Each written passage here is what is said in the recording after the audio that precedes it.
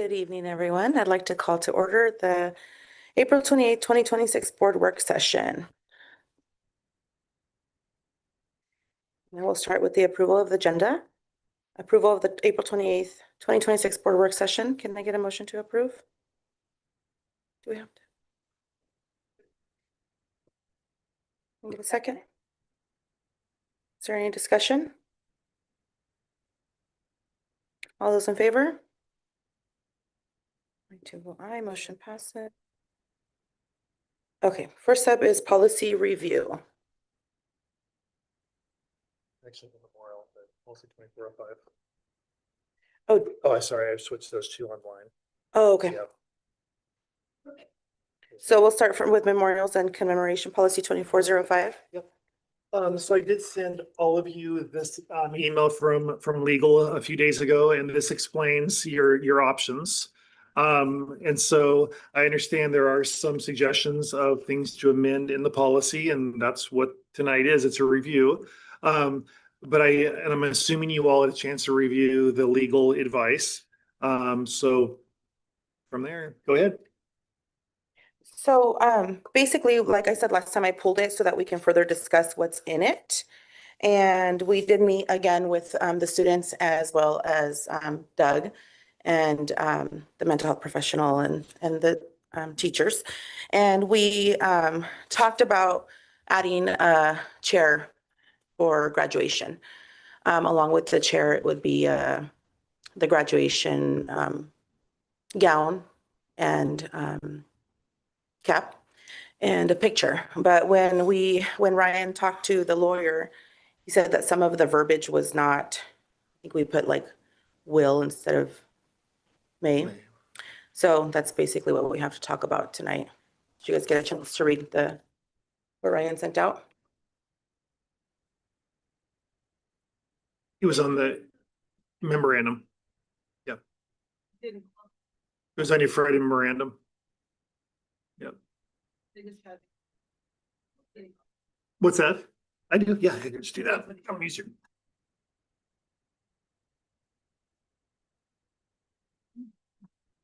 So when Sandra and I met with Ryan the other day, we talked about how some of the verbiage might be how we are directing versus how it should be say may.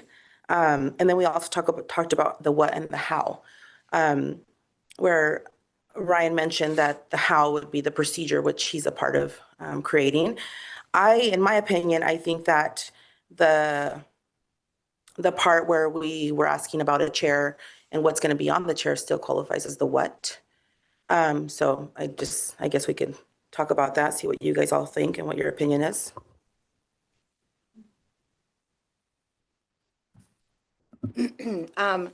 I just want to go into Raquel. I'm glad that you caught this at the meeting and that we were able to be a part of this conversation, because students, their initial request was a chair for a graduation.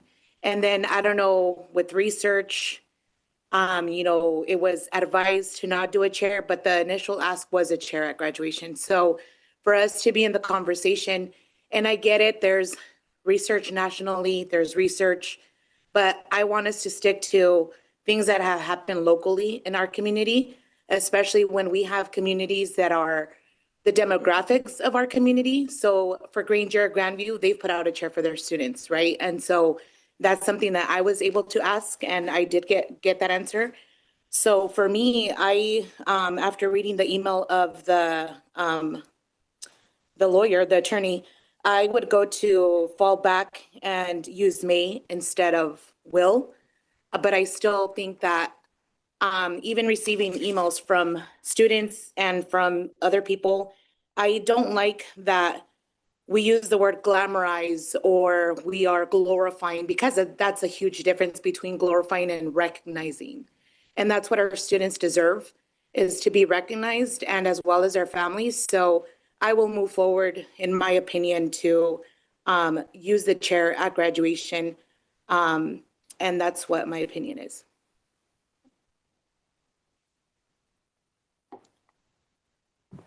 So after reading, I read the students and the teachers' memorandum again, And then after seeing what the lawyer said, and I really thought about it. I really thought about it because being an educator, going through a lot of grievances, seeing what people sue for any little thing, I don't like the verbiage of you will. Okay? I really think that we should not, as a board, our job is to work with Maxwell. I don't want to micromanage what a principal does in his or her building.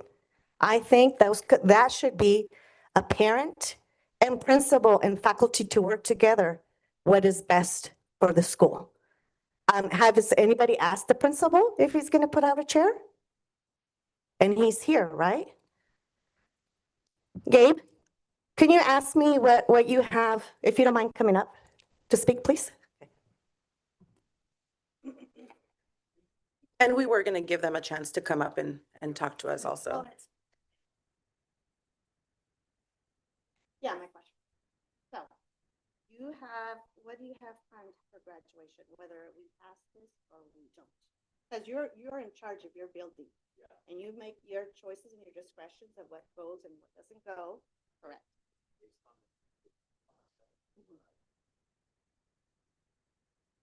Needs of the students and the people part of the committee that we created. I think it's the best interest at this time to put a chair or at graduation. Exactly what that might look like, I need to decide that later on. And that's my point. That's my point. If we put something that says will, I'm not comfortable with signing. And let's say 4 or 5 years down the road, we forget to put a chair or a near memorial or something happens and then they end up suing the board or the school. I'm not comfortable doing that. And So- especially knowing, excuse me, I'm not done yet, knowing that at any time, because I've done a lot of grievance work, I'm a rep, and I see that there's always lawsuits for everything, little simple thing. This is huge. This is something that we really need to make sure when we pass or don't pass, that the language is very clear, very clear. And I'm not comfortable right now with that language. If we're able to change it, then it's a different story. So that's my point. And I'm doing this because I care for the families, the student, and also like I said, I don't feel comfortable being an educator, telling you what to do in your building. My job is just to make sure policy and make sure he's doing okay. I don't want to tell the teachers are not doing a good job, you're not doing a good job, anybody's not doing a good job. That's you. Okay, thank you. So I appreciate your opinion, Anna, but that's exactly why we're here to talk about it. The verbiage that when it said will was just an input that Sandra and I came up with. It wasn't like, this is what we want and this is what we're gonna get. No, we're learning. I've never been a part of policymaking. This is my first time. And like Ryan and I talked, we're learning and this is a good learning experience. So thank you for your opinion, but we're not like making anybody do anything. This is the process. Thank you, Gabe, for your input. Yeah, when you make policy, you have to follow it. So when you have stuff set in stone in a contract, and if you break any little word, we could get sued or grievance. Absolutely. It's And very that's why serious. we're here to talk about it. Yeah. And I wasn't done either, Yeah. so, I love that we have this time to talk about it and everybody express our opinions. And that's what this is, right? That's what work session is. But yeah, it was never intended to be, this is what we want and this is what it will be. This is a learning experience and we are going and we're listening to students and teachers and what the community wants. Sorry, go ahead, Sandra. So can I, Oh, one second, go ahead. sorry. So I haven't heard from these two yet. So can we all agree that should change to May? Because we can get past that piece. Yeah, it was part of the ask, Yeah, right? yeah. So Because is that something that we can all agree on? So we don't have to, I think maybe let's hear their Yeah, opinion first. yeah. Yeah, you can. Yeah, if Aristo and Jill, and maybe we should hear from them first before we decide that.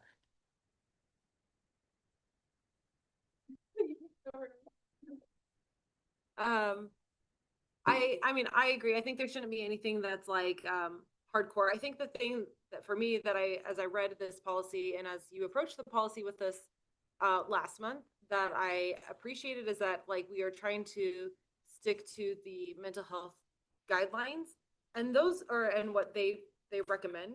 And as we know, with time, things change.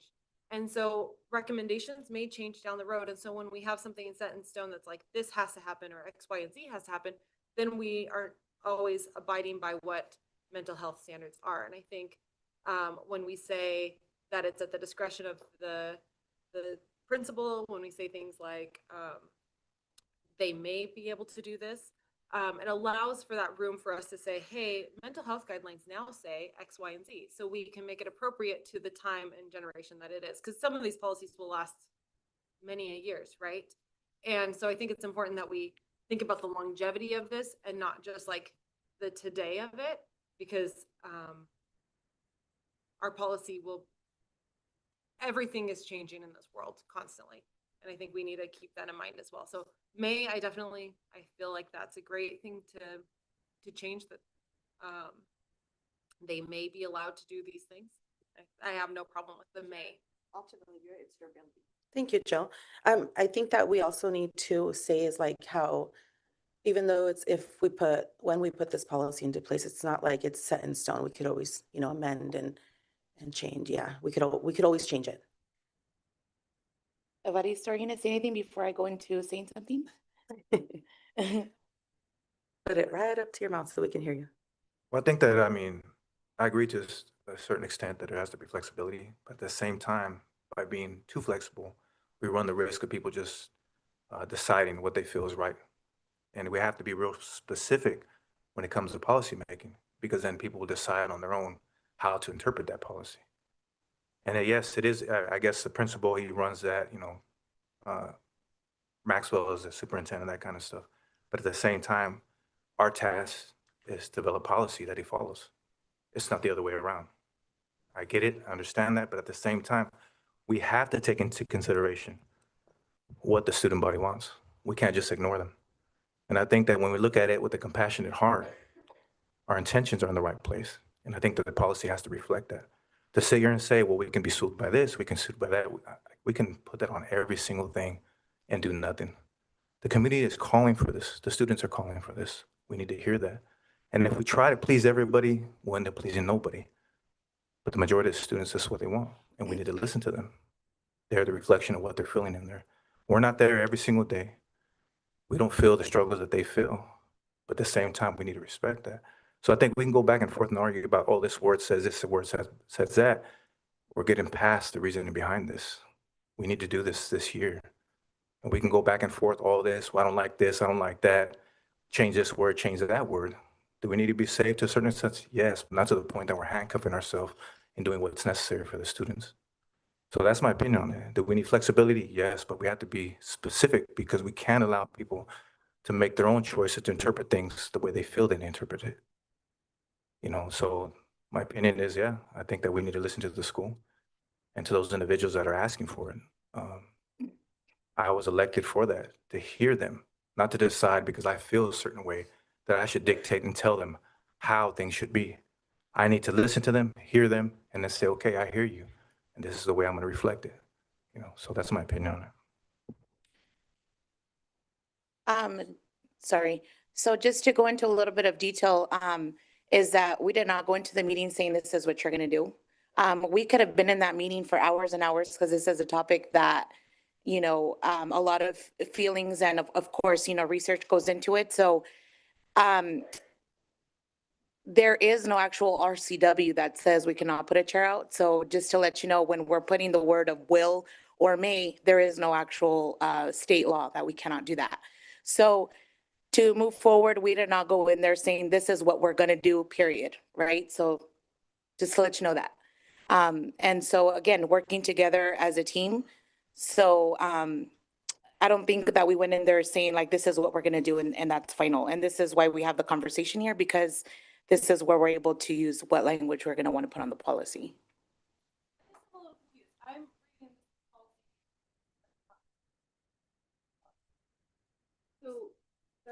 The one Ryan added was still the first one, Because before we make any change to that first one, we had to get input from everybody. The, yeah, so basically, we needed to get your input, because we work as a team, and see what you guys thought about that first, so we can add it to amend it. I thought we were gonna have a printout with the red marks on it. Remember, he said that I said bring it we to had the- to bring it to the board Yeah, first yeah. before we got another one. Because it came from. Mhm. Oh, sorry. I'm a little confused. Did you guys sit on the advisory committee that sat? So. Did when- you guys meet, you guys meet with them? Yeah, so after we talked to Ryan about it, he recommended that we talk to the students, Gabe, the teachers. We all sat in a meeting together, Sandra and I, and we talked about verbiage that should be added in there along with the chair. We talked about wanting the chair and what was gonna be on the chair. And then Sandra suggested some verbiage that would be added on there.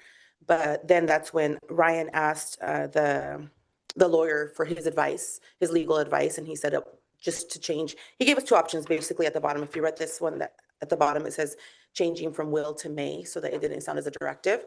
And we agreed that number 2 would probably be better, but again, we are asking for your feedback and your opinion so that that amendment can happen, that verbiage can be added, and then it'll go into the readings. So this is what the red spot on here, and I didn't bring a copy, sorry, I thought we were gonna have a printout.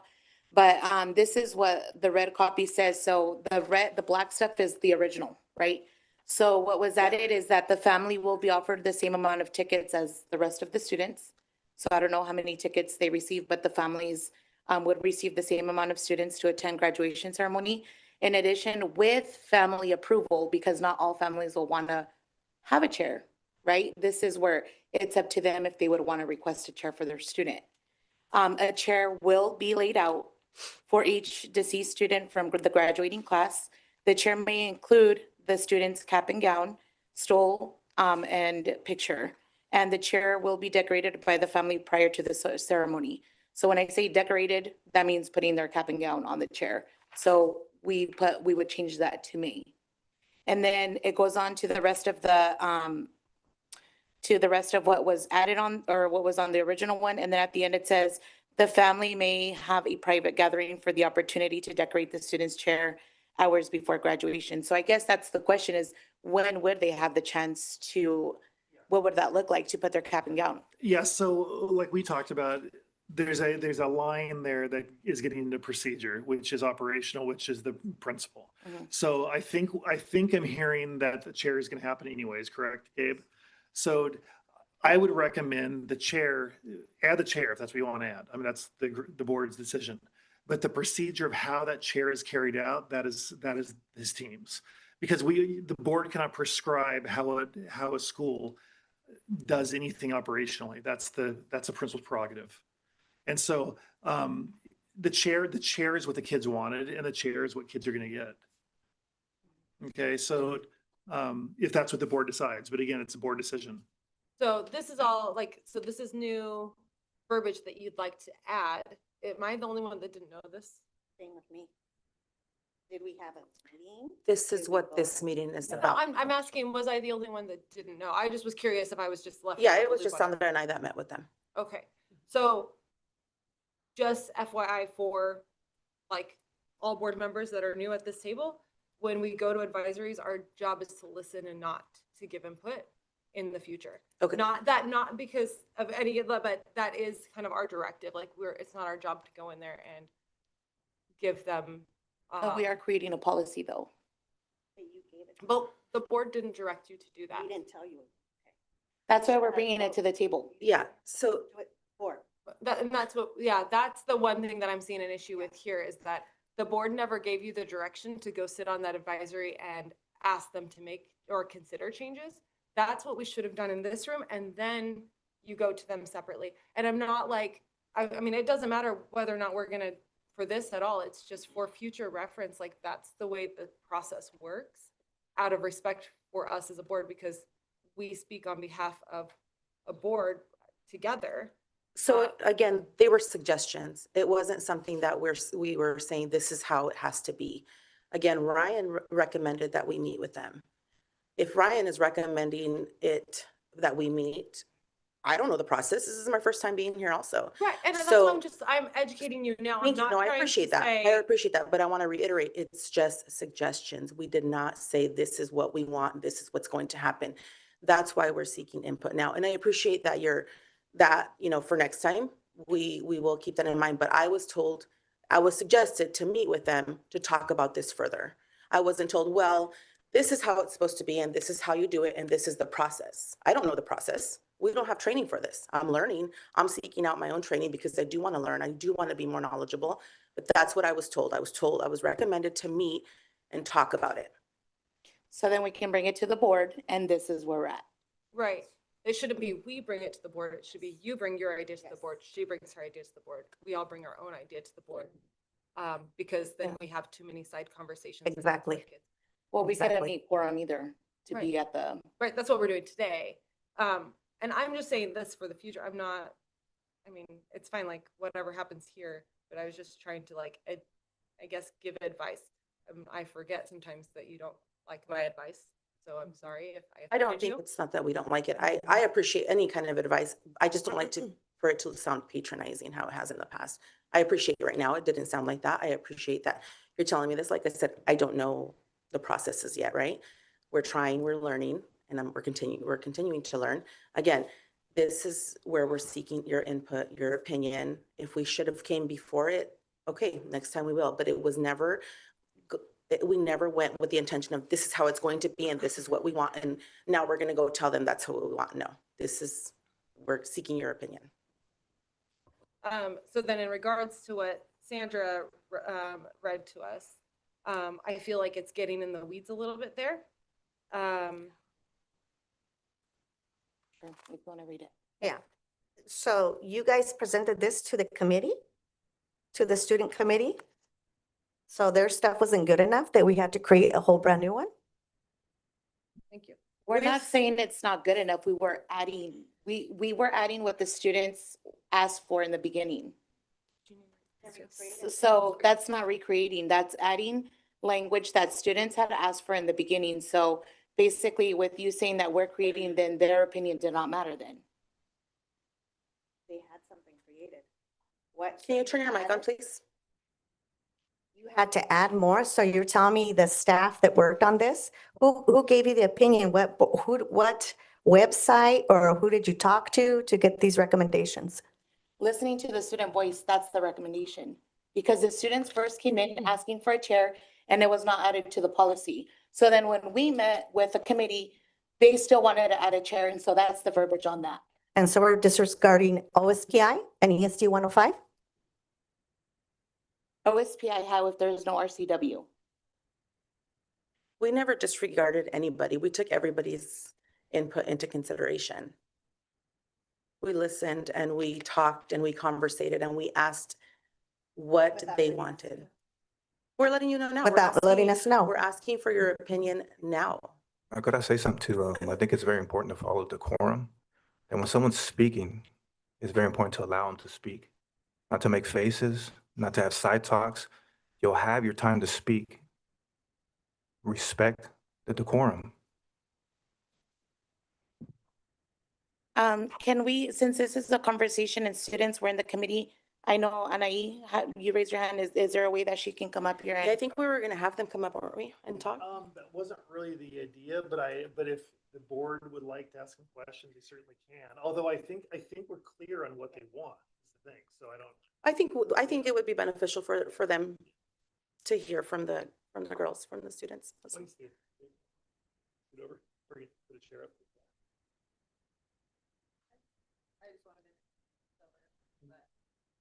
Yeah. Just scoot a chair up.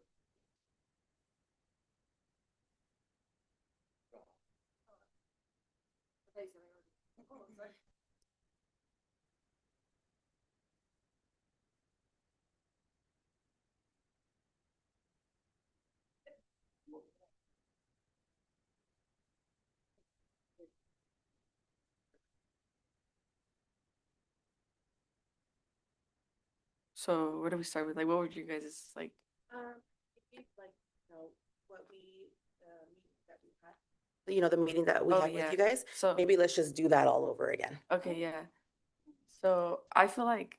What for were your me, asks, basically? Remember how we started off, Okay, like, yeah, what were your so asks? What did you want, with our initial asks policy? were for like, at the beginning, like they said, like we had asked for a chair, but then they were like, we had like conversated about it, not with them, but like with like all of us, and then Doug and Adriana, we had talked about it, and they were like, oh, well, we don't think that's the best, so we were just like, okay, well, we're not gonna try to ask for too much. So then, like at the meeting, we were like, okay, well, this is really what we want, and so that was kind of what we had brought up, and just like from like the families and the students, I guess, voices. Um, do you wanna go? But I don't know, yeah, so definitely like at the meeting, we told them, I think it was always clear from the beginning that we were asking for a chair, but like she said, Doug and Adriana, with the information that we had read, it like was basically saying that it wasn't the best, right? But so we just took it like, okay, like she said, we were just trying to get something done because at the end of the day, we do want this to happen. And like yeah, we were just talking about like how we would do it with the chair and like if we could even do it because the information that we did read, it was just like it wasn't our community. Like I don't know if that makes sense. Like it was very much like based on like smaller or just whatever. It wasn't what fits our community. And well, as a community, that's who we are. We celebrate our loved ones. We always carry them with us. So I think that the chair was just really like the main conversation, and it was very much student led about the chair being brought up. And I know that like we had all like emailed and stuff, and we were just being vocal that for the fact that we wanted the chair, and that's why the meeting happened.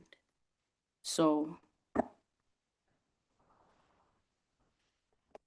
Janine, I remember when we had that meeting, you shared a really good, you found something, some research, that was more, connected to our demographics and community. One of the things I looked at, because we've been walking this pathway with these three girls, as well as like, most of the senior class who experienced the loss of this year three of their classmates.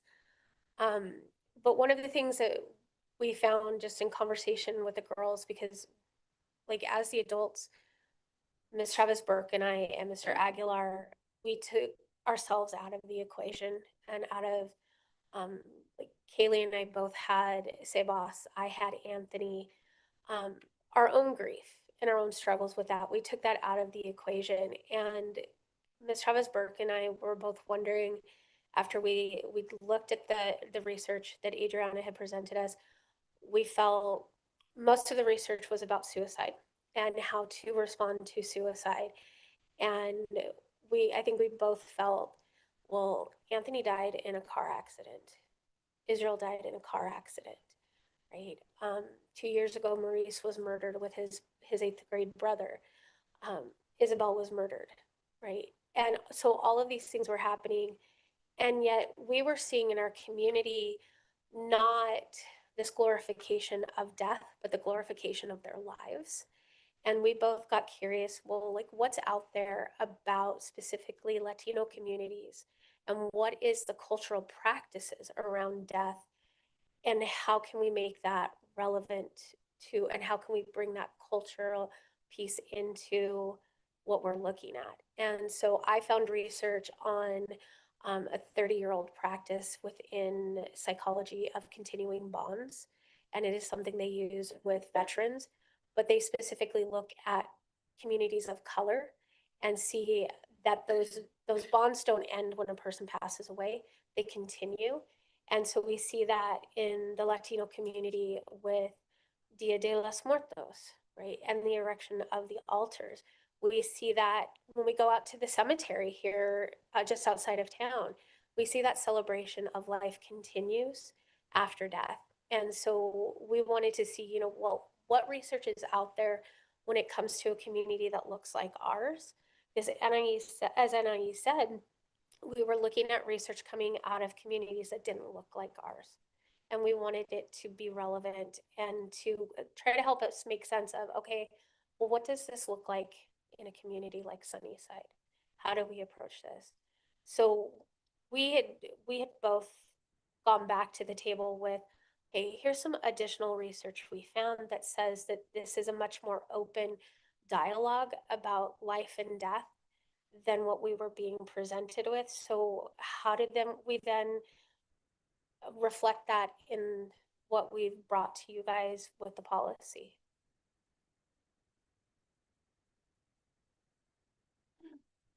To provide a little more context as well, when we had the discussion, the most recent discussion, I think it definitely, when we were presented with some information and things like that, I think it was just to see kind of some possibilities, but it was coming from the students, like I said, their initial ask for the chair. I think last time we met with you guys at the board meeting, we were talking about balance and best practices. Those were two phrases that were used a couple times. In this most recent meeting that we had with the girls, we were talking as well, and they voiced a little bit more about when we talk about best practices, we talk about for whom. And was that towards just people in general, or was it more context specific and culturally responsive? And I think from that conversation, that's where then the additional research was kind of coming into play. We were also looking at the fact that grief is very much tied in with people's cultures. It can't be really separated. We talked about the fact that what might be maladaptive in one culture is the norm in another. And to not allow those types of grieving processes to occur, it's actually could be counterintuitive and be, it could be an affront, it could be an offense in that sense. I think at the end of the day, again, we were still wanting balance, but from hearing the girls, what I continued to hear was that they weren't sure where the sky was with what could happen with a policy, and they wanted something to honor these students' lives. And so it was kind of a quick, like, once we saw some research, we were like, okay, well, if this isn't going to be a possibility, we don't want to fight too hard about it. We're just going to move on because we want something. But then I think once they kind of like had that understanding by hearing some community comments at the last session, as well as additional students talking to them and other community members, it started to help bring in more voices and more perspectives where it was like, okay, let's go back to the drawing board again, let's talk. Because I think at the end of the day, again, we want to make sure that we're having that balance. And I think that when it came down to it, we understood that our original policy didn't have the chair, but that it might not have been the most meaningful or appropriate for Sunnyside.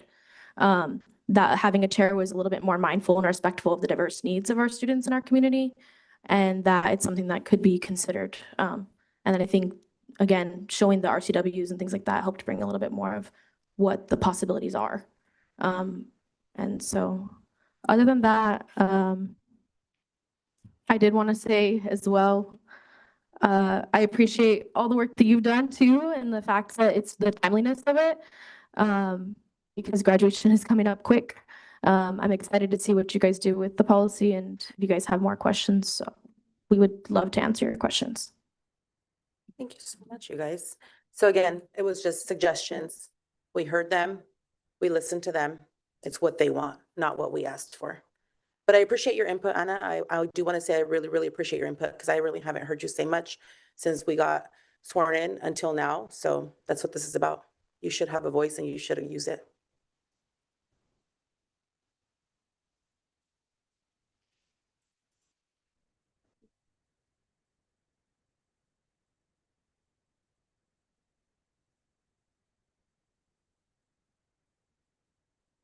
Go back to back us. to you. Again, I'll interject one more time here. I do want to add that again, Principal Darvison, stay here. Principal Darvison again is already prepared to do this. So this is not something that with or without a policy, it's already been done this year. Okay, so having the chair graduation this year is not dependent on a policy. Now, with that said, there's no reason why we can't finish the policy this month. Yeah. Okay, so the question is and this is what I'm pushing, I was pushing you two on, is policy rather than procedure. So if you want to have a chair, the chair is already agreed upon. Okay, so the chair would be an easy part to add to the policy. That can be what we're gonna have a chair. But how the chair is carried out has got to be procedural and operational by Mr. Darbison. And he can work with the kids to make the procedure. That's the procedure. Perfect, yeah. Yeah. As long as the kids' voice is Yeah. heard and what, Yeah, you know. and I want to give Gabe, Principal Darbison credit here. This was all him. Okay, it wasn't me, it wasn't any of us. He is the one that initiated that process with the kids, with mental health. That was Gabe's leadership. So I do want to make sure we recognize Gabe's work. So. Yeah, thank you, Gabe. I do want to add to that, that when we went and had that conversation, again, that was just, you know, to get the ball rolling because we would have been there for hours. And so when, you know, the suggested language was given, I said, please feel free to edit anything that you want to edit, right? Because I didn't know exactly what that would look like. And so leaving that meeting, I did say, you know, these are just some options, right? But please, you as a committee, you will work together through that language of what that's going to look like. So again, we were not forcing any language upon anybody. And if you guys remember at our last meeting, this is why I pulled it. After hearing public comment, I pulled it for further discussion because what he said was really important. And I felt like what the work that they had already done was great. It was amazing. And I've told them too, like, it's amazing that they kept going and the work that you all put into it. But I felt like we were just kind of rushing through it to make sure it was done by graduation, which is what we want, but doesn't mean that we can just, you know, talk about it, meet about it, change it a little bit, add or delete whatever we want to do, whatever the students want in it, and it'll still happen by graduation. That's why it was pulled, and that's what led us to being in that meeting. So well, basically we have to kind of come up with what we want on there. I do agree with number 2 on the where we will change the will to may. That's obviously a given, we're gonna do that. But regarding and you know, Gabe and Ryan I don't know that process, but you guys will take care of the procedural stuff. But regarding the policy, and the verbiage. You did all get a letter from a teacher at the high school, and this is something else in there, a nugget I didn't want to forget. There is one piece of input she wanted in relation to the yearbook. She's the yearbook advisor. And so there is something that she says in there in terms of how the yearbook is taken care of with this process. So I think we do need to change that one little piece, and it's not taking anything out. It's just the Just adding timeline, I it. think. Yeah. So. Yeah, I'm okay with that. I'm okay with that because Well, we had it's talked just a about the timeline yearbook. issue, I think, We yeah. had talked about the yearbook and Correct. not adding anything to the yearbook, but if she's Correct. asking for that, Yeah, correct. yeah, and I mean, I don't see why not. I Well, think that's we- something that the no. students. Did you have something to say about the yearbook? Remember, we talked about yearbook stuff too? So yeah, go ahead. She wants to make sure that they are able to be put in there just like if they were still here with us. And they want to, but she does have, you know how she guys has a timeline for you guys to submit your pictures? She wants it to be followed as well for these students, which 'Cause is yeah. reasonable. Yeah. Because the timeline in the policy didn't connect to the policy of the high school for the yearbook. Yeah. Picture timeline. So she was worried that she couldn't keep the timeline. Yeah, No, that's all. it's okay. Yeah, and these are public should ask letters, so. Yep. So I have a thought. And after sitting through many policy reviews over the last couple of years, I feel like this one is it's great that we get to create a policy together, and this is what the board does, right? This is what we do. But I'm looking this over and I feel like there's, I guess like the thing that I'm having a hang up on is I feel like there's a lot of policy and procedure intertwined together here. And I almost would like to see this with procedure removed and policy standalone. Because I think there are certain areas where like we have to like say, you know, for example, the yearbook. But if we put something in there that's it's got to be done by this day and that changes down the road, then that policy needs to be updated and changed. Or if it's procedural, and we're just saying, yes, you're allowed to be in the yearbook. The procedural end of it is it needs to be in by this day. You need to contact this person. And so I feel like this whole policy has a lot of procedure kind of intertwined, and that's where I think it's getting kind of messy. Yeah. And this is where I'm putting on the way Linda used to look at policy. She taught us a lot about policy when she was on the board, and she would really look into the nitty gritty and be like, there's a lot of added words here that don't need to be here. And when we create policy, like Evarista was saying, we want it to be like exact. We want to have clarity, but also at the same time, we don't need it to be so lengthy that there's just too much to it, because that's where procedure comes into play. So I personally would like to see this have a little bit more separation from policy and procedure, and then which normally we don't get to see the procedure end of things before we approve policy. But in this regard, it would be nice to see like what gets removed and separated, so we can see what's happening behind the scenes, but our policy is still very clear and just straightforward, like they're intended to be. And it's no disrespect to the policy that was created, because I think it's beautiful, but I just think it has a lot more than we need in a policy. I think there's some procedure there. Yeah, I think that's what Ryan was saying in the Exactly. beginning, that part of it was procedural.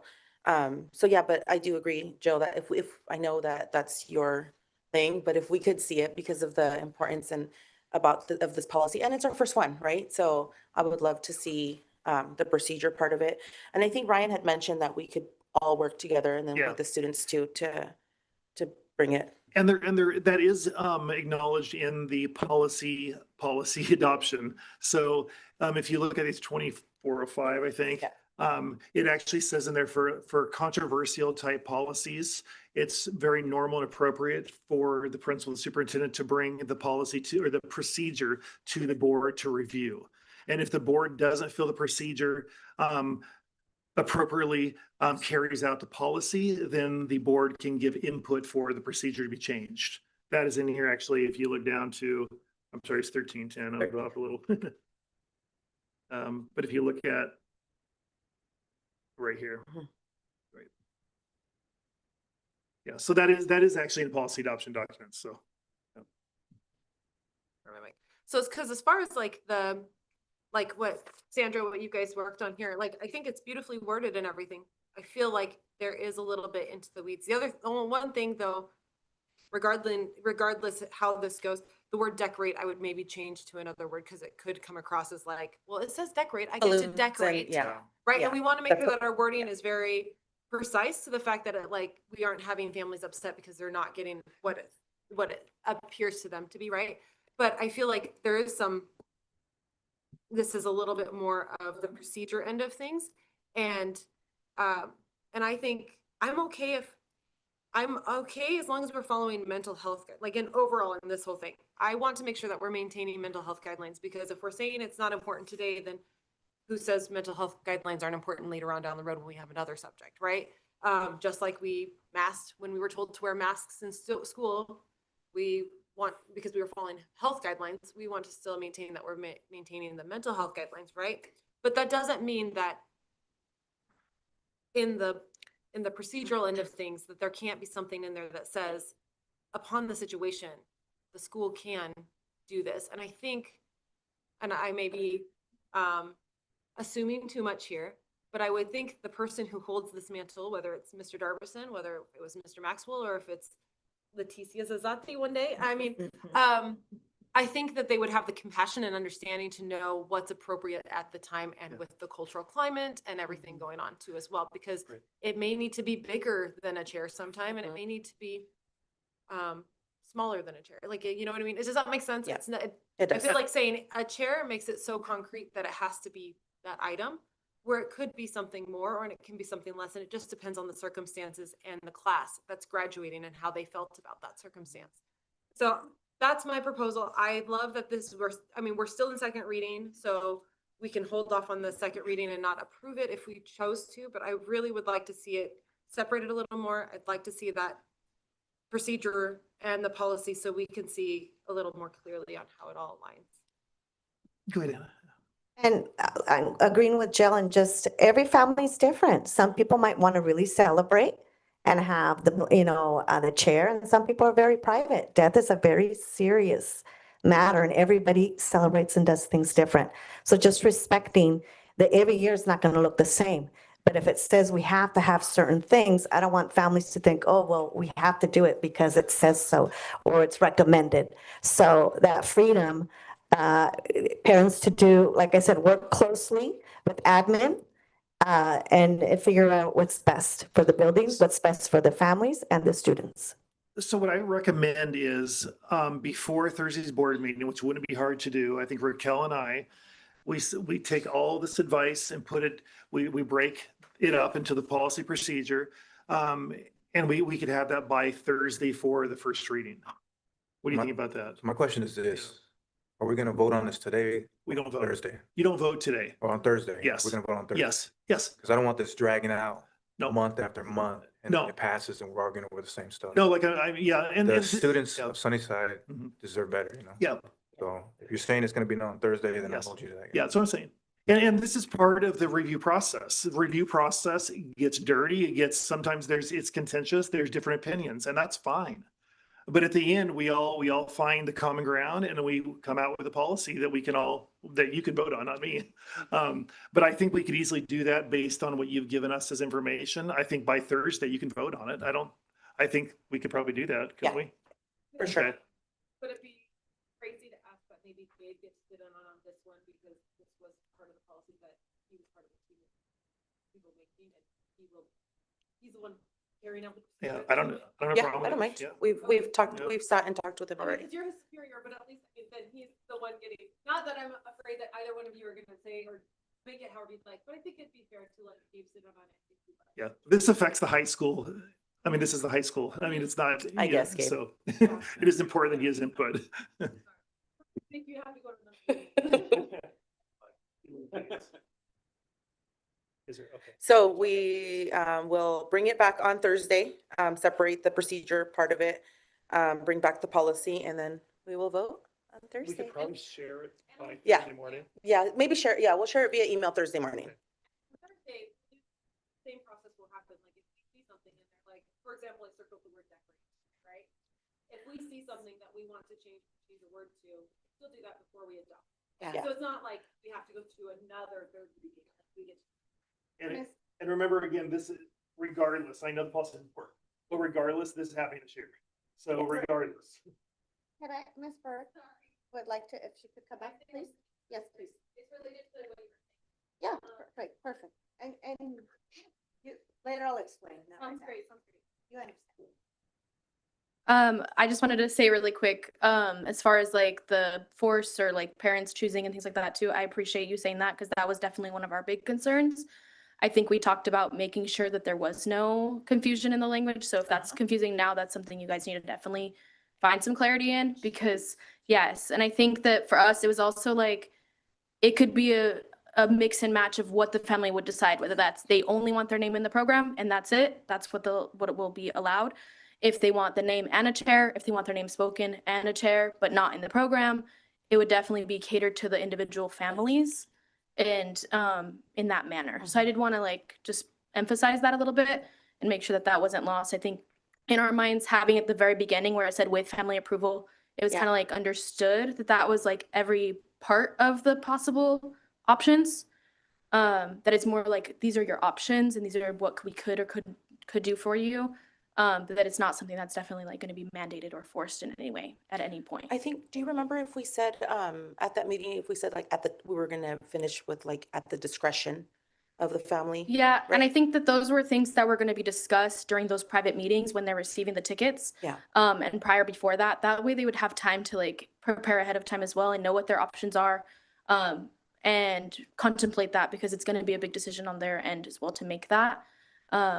And we had talked about that as well. As far as balance too, families were asking for even more than this, such as going up at the stage to receive a diploma and different things like that. Yeah. But in the conversation with the girls, they were saying, no, like that then is going to take away from the celebratory nature of graduation. And we don't know if that could cause, again, some emotional trauma, secondary trauma, or no one knows how they're going to react in that moment emotionally. And so that was where we were like, okay, we do have to kind of draw the line somewhere. And so I thought that this was a happy place where it's like, it does align with mental health in the sense of we are paying recognition in a grieving way that is appropriate, but it also then doesn't negate the dire importance of seeing it through a cultural lens. So, Yeah. thank you. Thank you. So thank you to the team that's been putting it together. So we were not dismissing what you guys were putting in the policy like mentioned earlier, right? We respect what was put out on the policy, but it is important to add, right, what your initial request was. And so, thank you. Okay.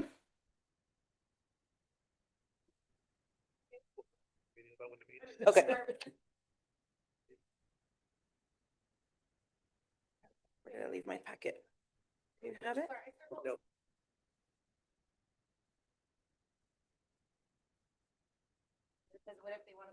Okay, moving on to item Five, the reviews of typos. 3A, the policy review. And we are starting with policy number 5000. 5,000, yep. I did have a lot of questions on Okay, this one. yeah. First one, can we define what or all looks like? So are these specific high level where it says, let's see. And Mrs. Dennis, can you come over for this one? 5000, 5000. 5000, 5,000. yes. It's the first one on your packet. Oh, 5000. You may have to access, I don't, oh, got it, okay. So only, I believe, 2 of the 5 that you're gonna be reviewing tonight have changes. The others are simply reviews. The 2 that have been amended, those are the WASDA recommendations for changes, because many of these policies have been reviewed for many, many years. So that's why this one has changed. These are the WASDA recommendations. But so just Yeah, to be go ahead. clear, WASDA recommendations, we can take the recommendations, but we can do it to where what we want it, like, To a point, you can't counter the law, but you could go greater than, but you Yeah. can't counter. Right, what right, the right. others Okay. do. So it's not something that is set in stone, like we have to follow, we have to add all that. No, technically no, but I will say, with that said, these are done by the WASDA lawyers, and they're based on RCW. So, and most of these come directly from RCW that are referenced at the end of the policy. Okay. Yep. And this one is, actually, all 5 of these are operating, so I'm sure they're directly off the RCW. Okay, so one of my questions Yeah. was, where it says staff positions are established by the board based on recommendations of the superintendent. Can this be a collaborative effort? Say that again. So, the superintendent or their designee establishes the necessary skills, competencies, qualifications, et cetera. Can that be a collaborative effort? Or is it just you or the designee? Well, my designee is Chris, because we're a big enough district where I don't do the HR work. Chris does, her team does. But it is a collaborative effort. I mean, this is, cabinet makes changes, and if there's changes to be made, cabinet does it together, yes. What are you asking Okay, specifically? hold on. Yep, You said 5,000. it's 5,000. 5,005. It's 5,000 on mine. Mine too. On our Oh. policy, or on our consent agenda for, it's 5,005. That's why I was like so confused. That happened last time It's too. 5,005, say recruitment, selection, and evaluation staff. No, That's not, no, it's 5,000. So we don't have a 5,000 on. What's the number on yours? This one's 5,000, but it goes pages 1 through 3, and then it goes out.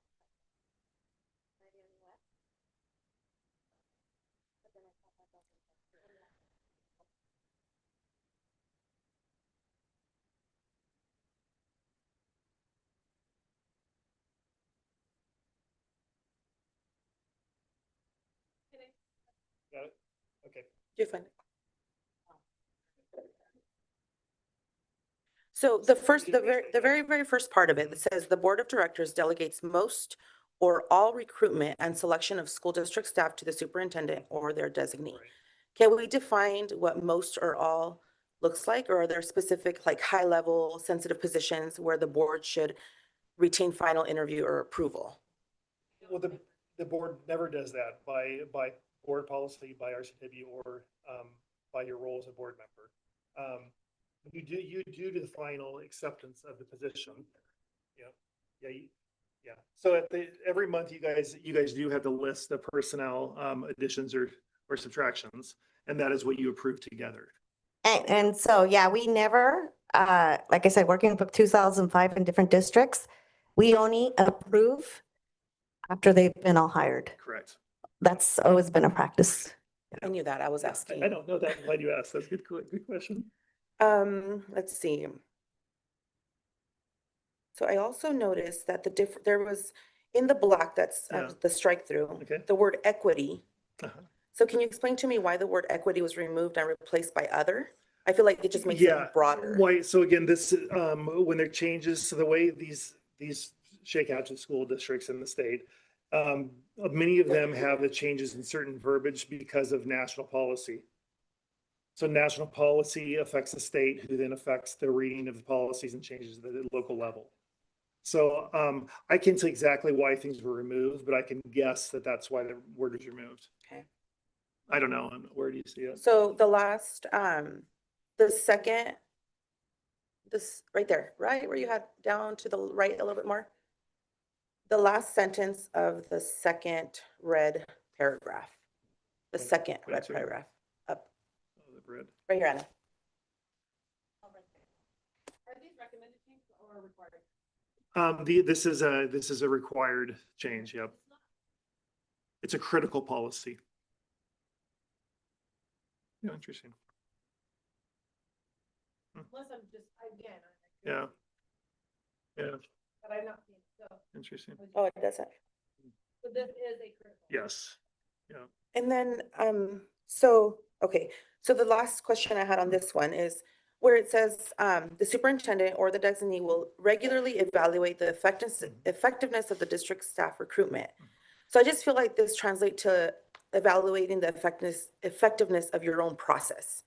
I would like for it to say, or if we could say like, we just need to make sure that we are governing transparently. Should we include like a requirement for external audit or specific set of data? Like you would show us turnover rates, diversity of hires instead of just summary? So where the board gets involved in this is that it'd be totally appropriate for you to ask what are those processes, and that's where you would have a stake in what we do.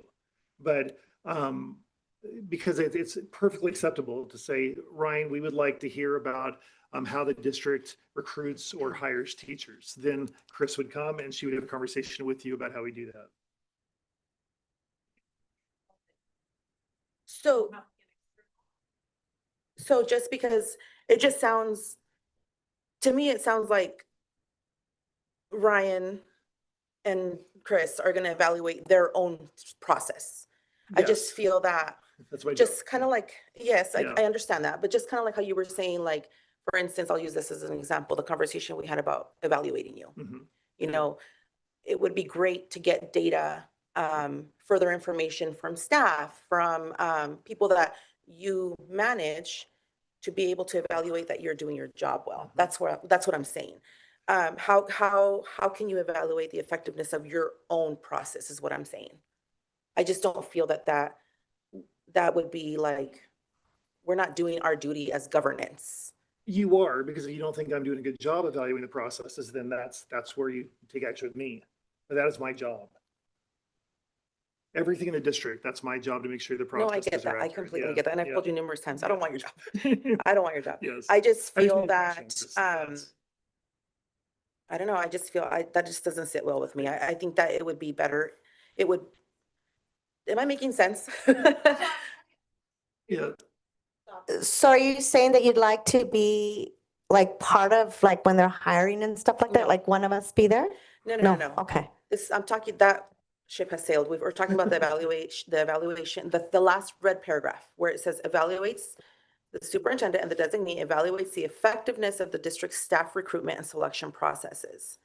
So my question was, are you implying that you think that it should be like an external entity that it pretty much audits whether or not our processes are correct or not? Maybe, or if we could get more data, like if we could get a specific set of data for that process versus Ryan and Chris saying, oh, well, our process is working just great. We don't need anybody to evaluate it, anybody else but us. Does that make sense? No, I understand what you're saying. But I asked my questions. You guys can ask your questions. I was trying to think I have.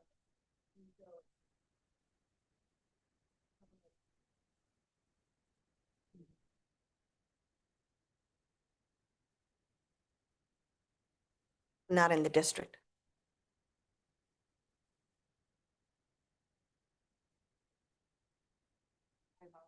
Yeah. Chris, do you want to give an opinion?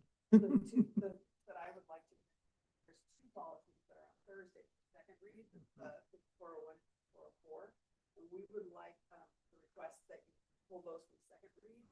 When you look at the proposed, policy. Turn it on. No, we need to use mics because we're, When you look at the proposed policy versus the current policy, you'll see that the proposed policy is leaving out some stuff that is the things like you mentioned that the district adds to the policy. And we believe we need to make sure that we've got all of the right things in from the previous work that's been done. Because what is in the current second read or ready for second read is what WASDA sent forward for you. And we need you guys to look at the one that's got our information added to it as well. Something so that pull which ones? 5401 and 5404, and we'd like to bring them back for a new first read with the additional information in. So that was what was important to us, that you get to see the policy with our previous information in there as well. Okay, before we jump to that though, could we go back to this first one that we're doing? So Do the, you have it for you? No, I see another one here. So the policy says that, let's see. I lost, let me find where I was.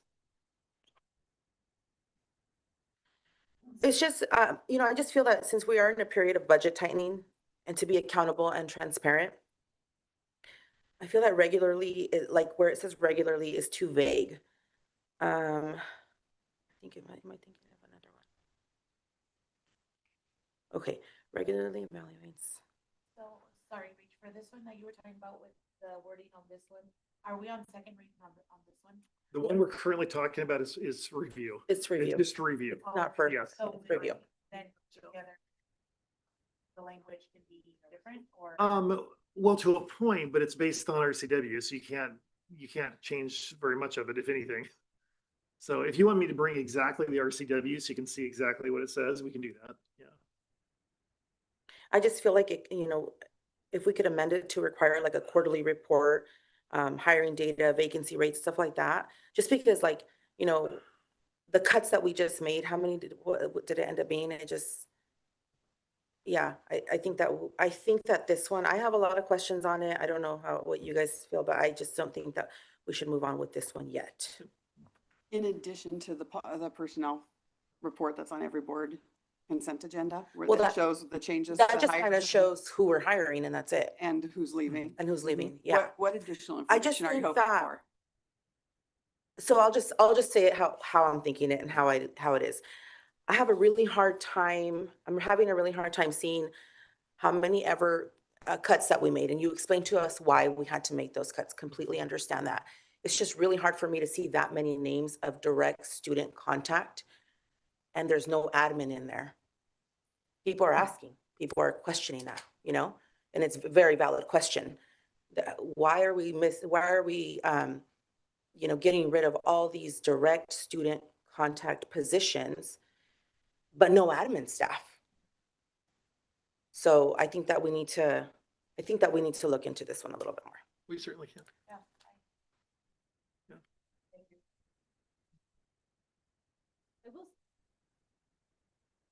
I will say that when Ryan first came on board and there was a lot of shifting in the district office, he did work really hard with his team to have many of the staff absorb other positions so they didn't have so many people working within their departments as well. So there are people that were being let go as well historically. So it's not that it doesn't happen, just for clarity. It's not that it doesn't happen. But I do know that they worked really hard to see where they could say, hey, Chris, now you're going to wear multiple hats. Ryan's going to wear, everybody's going to start wearing multiple hats. So we don't have to hire this position, and it saves the district $100 and something thousand a year, whatever it is. Is that where that would come into, where we talk about the model of how many admins are in each building, depending on the amount of students that we have? We can definitely go with the We prototypical definitely model. can. Yes, for sure. Yeah, the Yep. meeting that we had together was Yep. to look at one specific situation. Mhm. And we'll be Yeah. sharing with you Another- later this yep. weekend or early next Those week, another chicken. specific situation. So it's kind of each piece as we tackle it. But I understand what you're saying, that it doesn't Yeah. give you the view of the whole thing. Yeah. Yeah. Yeah, we don't disagree. I think that, and I've asked you this question before, Ryan, and you've told me that it's, a lot of the admin staff that are at the district office are paid through grant monies instead of budget, but I think that what I would also like is maybe a report on admin staff, what they're paid under, what their duties are, just because it kind of would be more transparent when people are asking us. We could be more knowledgeable in what to answer. We can definitely go over all of them. Yep. And make it a note. Yep. So I think that, or Okay, do we can agree do that we can, Back burner, we can talk again next we'll month. talk again next month Yep, about that's fine. this one? Okay. So are we I guess okay? we'll Do we need to take any action to take 5400 and 5401 back out and re-enter them as first reading later? They will do that at the board meeting. That'll be on Thursday? Yep. Yeah, so, okay, to take them off of. Don't the go second anywhere reading. yet. Okay, So the next Your one thoughts, is Bill? 5005, policy number 5005. Amy? Yes. Yep. So And the that only, was only review. There's no changes. yeah, I did have a question though. So conditional employment, they're allowed to work before we get their fingerprints back and all the reports and all that. Mhm. Right? So do we have like, as a district, do we have like a fail safe to make sure that they're not left unsupervised with students before we have that information back? No, not across the board. We've done reference checking. We've done, our due diligence on that, calling supervisors, calling previous employers and those kinds of things, but the fingerprint turnaround is pretty quick. So Oh, it it's- is? Yeah. Okay. so- But you're right. We do have people go into employment without Supervision. having their fingerprint reports back. And sometimes we have an employee who doesn't have fingerprints. Like, or hardly any fingerprints. And so then we send their stuff in a couple times. They end up having to go to the police station. Sometimes they have to go to the state patrol because it's really challenging to get a print that's readable. How long do you have to wait usually for the finger? Mhm. How fast do you get them back? I'd have to look and see. I know the volunteer applications, we get those back within minutes, but the fingerprints I'd have to check. It's a range, but I can get that info for you. It's just something that I thought about with, Other questions? so on that? any other questions on? One thing that we're considering adding to our hiring process is that we do run a volunteer application kind of process, because that runs driver's license through the Washington State Patrol and through the FBI. So it would come back with anything more quickly than the fingerprints. It's not, it would be a preliminary check. So that would address your hope to have more scrutiny before they're with students. Good, okay. Chris, sorry, I'm gonna ask one more question, and whoever wants to answer this can answer this. I know, this is mostly about like when they're first getting hired, but also something I've asked in the past, and I know is that our staff isn't getting regular background checks done. So like if you're a volunteer every year, you have to get a background check. Is there anything that stops us from being able to do sporadic background checks on our staff or anything like that? Not saying that we have anybody that needs to be worried about, but I'm just saying, I appreciate the fact that every year as a volunteer, I have to get a background check. I would appreciate knowing that like my staff members are also getting background checks for my student safety or our student safety, like the entire district. But I don't know what the practicality of that. I guess it's the place from like We don't know of curiosity. any other district anywhere that does that on a routine basis. Everybody does at the time of hire, the fingerprinting, unless they have fingerprints that are less than 2 years old already in OSPI system. The other thing that we do, like I said, extensive background checks on people. So once you're hired though, you're in, and we assume that you're going to demonstrate ethics and good character until we hear otherwise, and then we would deal with that separately. Okay, any other questions about 5005? Okay, so that move- was ready to move on to review or to first reading? Yes. Okay, 5006. 5006 certification and revocation. I didn't have any questions on this one. Okay. Pretty straightforward and short. Does anybody have any questions about this one? That one's ready for first reading. Yep. Okay. 10. Yeah. And that's another, so that's back to what I said a minute ago. This is, it doesn't make any sense. So years ago it was discrimination-free workplace. Then it switched nationally to non-discrimination affirmative action. Then because of national politics, it's now switched back to discrimination-free workplace. So all it is when it's just been through basically 3 variations and now it's back to the original. So it's not anything different than it used to be. So why are we not required to have, or so are we not required to have an affirmative action plan anymore? I believe the wording of what affirmative action means was changed nationally. It was changed, not just I- removed, because this is just showing removed. It doesn't show any Correct. updates. Yeah, I believe the word, and that's something that probably it'd be a great thing to have a conversation with our attorney. He could explain the exact history of that, because I don't want to say something I'm wrong on. But if you would like, we could have the attorney have a conversation with you on that. So you could ask those legal questions with him. Would you want to do that? Well, it's Yeah. odd that this one, there's a strike through, Yeah. but there's no Yeah, no I know. replacement. I know. Is the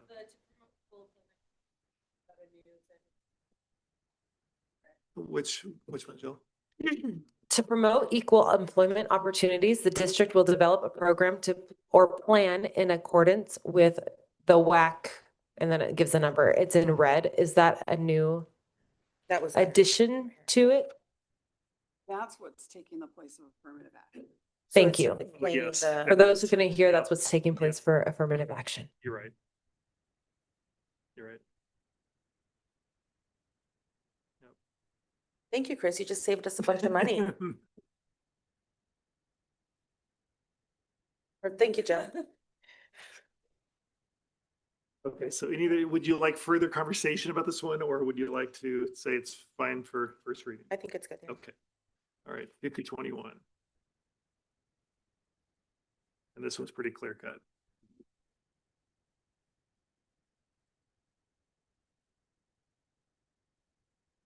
Fif- 5021.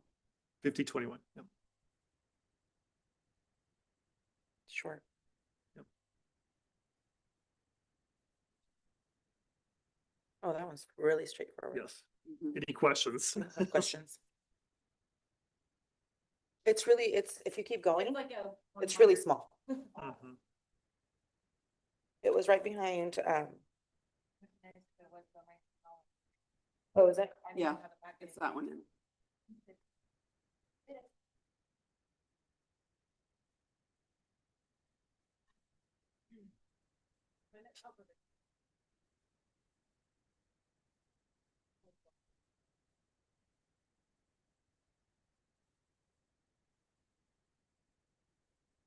You'll be fine. Here, you want to look at it? Okay. Are there any questions? Yeah. Are there any questions about 5021? Okay. All right. And then I'll move on to review. Thank you. Or to first reading. Okay. Then we'll see. Okay. So if no one else has any other questions, we'll move on to board scholarship.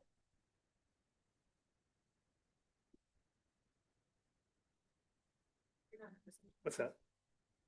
It's fine, doesn't matter. The Oh, do you digital like was, a different the one? digital was changed after this was printed, so it doesn't Oh, I matter. You can stay with what you're saying. You're fine. Yep. Board scholarship. What would be the update on that? I think, what were we gonna? do? Well, I don't think the board came to an agreement on whether or not they all wanted Oh. to participate. I think we were gonna ask if you guys wanted to. I don't want to force it upon anybody. That was just an idea that if we wanted to do it together, but I will move forward with my stipend as a scholarship, so I had just brought it to the table, but Me as well. I don't want to force it upon anybody to have to do that. I will too. Okay. I currently like to use mine in action with like donating to classrooms, things like that. And so that's currently what I've been doing with mine. And so I prefer to be able to still do that. I like to be able to help out a teacher who needs doesn't have enough kids that can pay for their t-shirts, I'd rather give money to that and let it be in action now. So that's just my personal preference. But thank you for bringing the opportunity to the table. And I have been working on something as well on the side, and it is gonna go to educators. As an educator, we always spend a lot of money, and we don't have enough.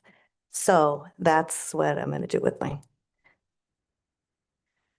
If there's no other comments on that, we'll move on to school start times. Okay, finally, we get to the big topic here. Can you put it up there?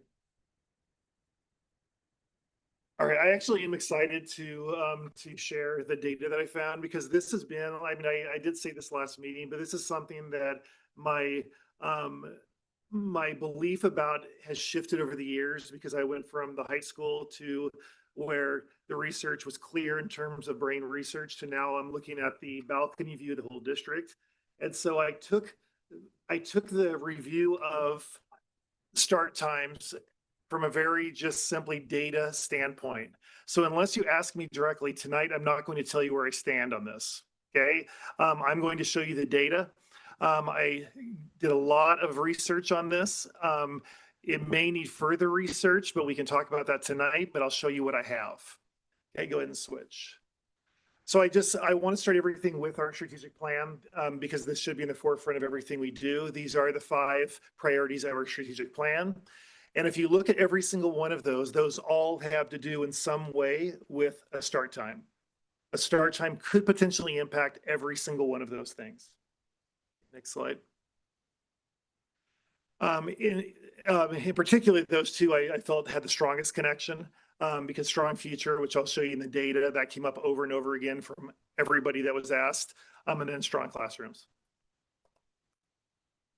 And I'm going to speed through this, so if you want me to slow down or stop, ask me, and I can go into detail about a particular slide. So I think you're all familiar with the reality of the teen brain. This is brain research from over a decade. This is not new research. There is quite a bit of research on that teenage brains need different sleep, and our current school model is contradictory to the research for elementary, secondary students. Because the research does say, I mean, in a very simple manner, that secondary teenagers should be starting school later because their brains aren't fully engaged until later in the day. So I just quickly looked at, quickly showed California's, what California did. This is the state of California, and I think they made this change about, I don't know, 5 or 10 years ago, over 5 years ago. Basically, they mandated that high schools had to start after 8:30, middle schools after 8, and then that was implemented statewide. Okay, so we have a whole state that's done this for many, many years. So there's a huge body of research on whether or not it made any kind of impact in California. They didn't mandate, it's interesting to ask that, they didn't mandate elementaries, they mandated secondary kids. So school districts could decide when they wanted elementaries to start. Smaller districts can do it all at once. Okay, so a smaller district could have K-12 all in the same busing schedule. Bigger districts couldn't do that, like ours. And so they did leave it up to the decision of the local school districts. So what improved? They got more sleep. Okay, of course. A little better attendance, less tardiness, improved alertness, and there were modest academic gains. What did not improve? I said modest academic gains. Test scores barely changed. There was nothing, they couldn't say that test scores changed because of the change in start times. There are a lot of factors that go into test scores that could have had an impact, but they don't know for sure if it had an impact.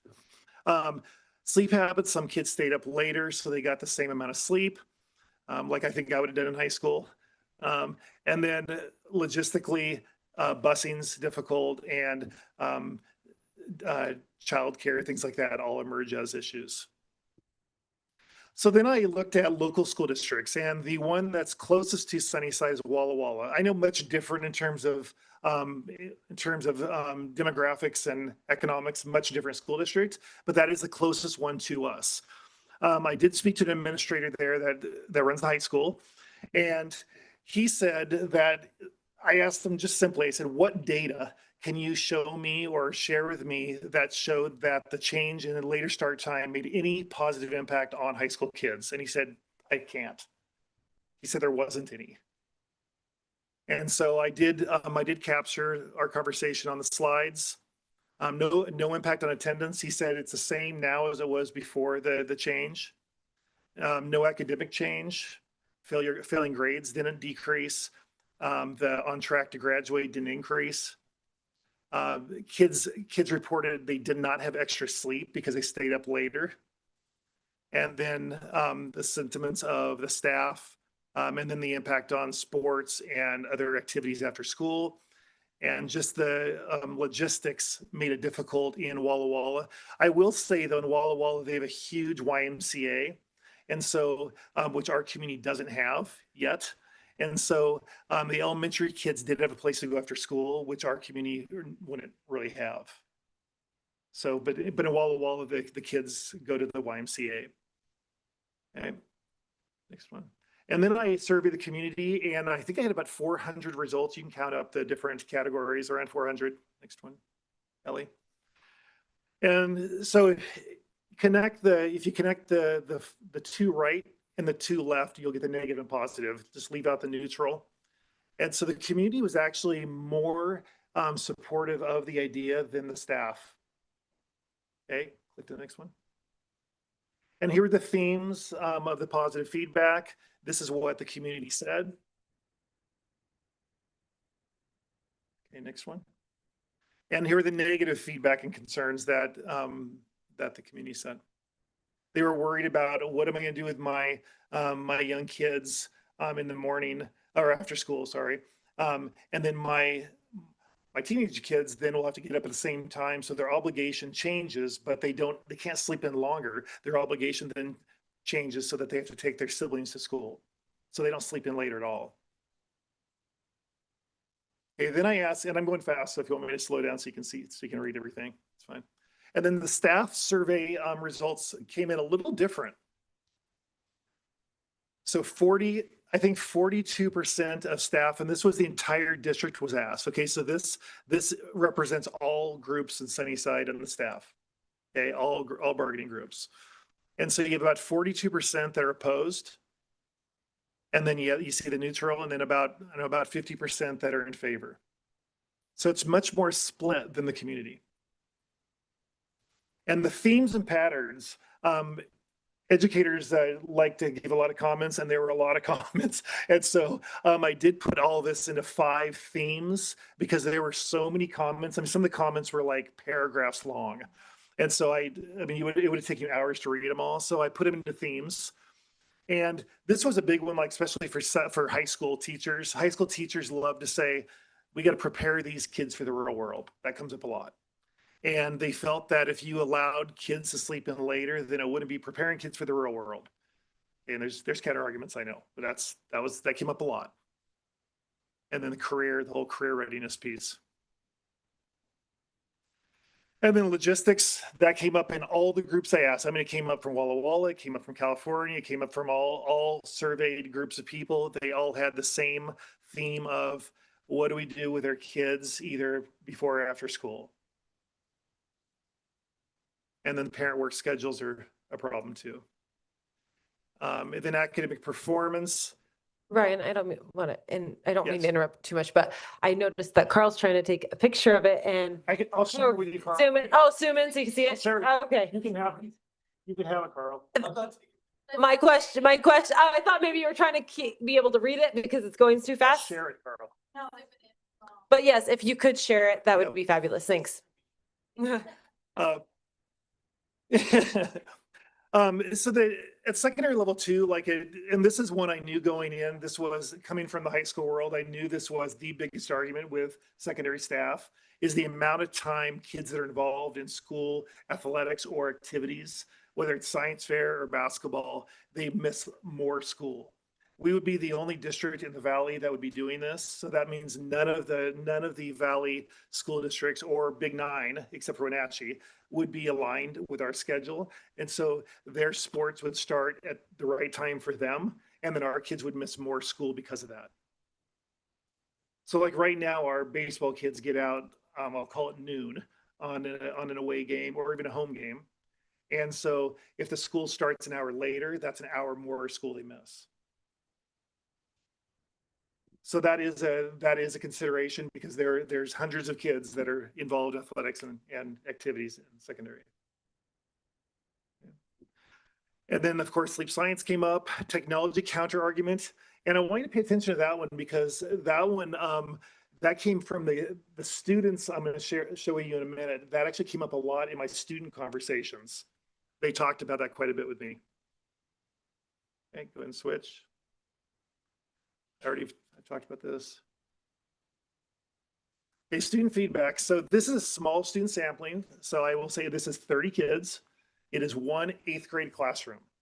Okay, that's all. So it's not all grade levels. It's an 8th grade classroom. 8th grade kids, if you want the honest truth about anything, you ask 8th grade kids. And those kids, so the teacher had told them I was coming in, and they were actually doing persuasive essays. That was their unit in ELA. And so their persuasive essay, the reason I went in there, because a week ago, their persuasive essay, guess what it was on? In their ELA curriculum, their essay was on schools changing times. And that had nothing to do with this conversation. That was just in their ELA curriculum. And so I found out about this. So I thought, perfect. They were super excited to tell me their opinions. And I was super surprised at what they told me. It was not what I expected. What would you expect 8th grade kids to say? What would you think they told me? They want to come in later, so Right. Keep it time. That is what I would have guessed. Switch. So I asked the kids directly. But I asked them a lot of questions, and they had a lot for me too. We had a lot of back and forth. But I asked the kids, I said, how many of you have an established bedtime at your home? Okay, so how many of you, your parents say you need to be in bed by 9 o'clock? And how many of you follow that time, that bedtime? There's a double question. And 2 out of 30 said that they either had a bedtime or that they followed the bedtime if they had one. 2 out of 30. Then I asked, how many of you would want to start school later because they're going to be freshmen in a year? And 1 in the class told me they wanted to start later. That shocked me. Absolutely shocked me. I thought it'd at least be 50-50. And then I asked them, I said, how many of you access devices at night once you go to bed? What would you go? Don't look at that. What would you all say?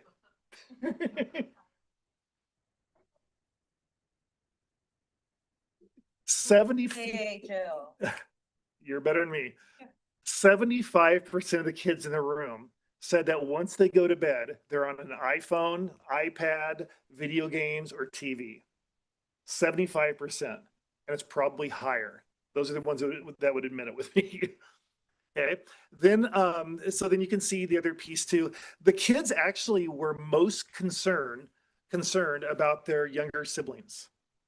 Because I asked them, I said, how many of you have younger siblings? And it was about half had younger siblings. How many of you that have younger siblings would then be expected to take those siblings, to pick them up or take them to school? Every one of them, everyone. None of them that had siblings said that they'd be able to sleep in, or they all said that's the issue. So. And then I just captured it kind of in 4 buckets on what their concerns were. Across the board, they were very concerned about sports and activities. I had two young men who were baseball players, and they were like, we miss a lot of school now, mister. You know, if we do this, we'll miss even more school. And they actually like school, so they didn't want to miss school. The routines, the same 2 boys said, if we practice later, when we get home, then we're going to eat dinner later. And our family eats dinner at whatever time, and then practice won't get out until after our family eats dinner, and then we won't be able to participate in dinner. So that was a concern. Yeah, like I said, I was so impressed with how honest they were. And then habit formation too. They said, this was the kids that said it, that we know that we have to get up early, most likely in life, and whether it's in college or a job. And so we need to prepare ourselves to do that, whether we like it or not. And then screen time again. So I narrowed this down to three options, and there's many more. I just put in 3 options. You could have 4, 5, 6 if you wanted to. We can leave it the way it is. We could say we need another year or 6 months or 3 months to plan to get more research. Wenatchee's another district we could ask, although I already know the answer. Or we could fully implement this coming year or the year after. Those are the options. Can you go to the next slide, Ellie? One more thing before you answer that. If we decide to implement, whether it's next year or the year after, these are the 4 big themes that we would have to take into account. Number 1 is transportation. It has to be a full redesign of transportation. 2 is athletics. 3 is family education, because our families would have to worry about daycare. They'd have to basically flip their family routines and schedules, get daycare providers, babysitters, whatever they need. And then also the student accountability piece too. We'd have to teach kids about, okay, now that you sleep in 1 hour longer, now you have to get to bed on time too. So there's the accountability piece. So those are kind of the 4 big things that I recognized would be part of a implementation. So, okay, do you want to go back to the last slide, Ellie? All right, so there we go. That was quick, and I'll share it with you. Okay. It's time for discussion. So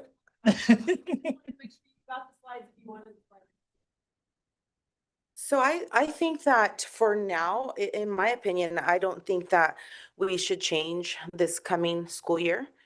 I think that there needs to be a lot more, we need to look into this a lot more. Maybe if we could have like you said, Walla Walla or Wenatchee, maybe if we could have like more input from the SOOP, the principal, maybe even a student or families.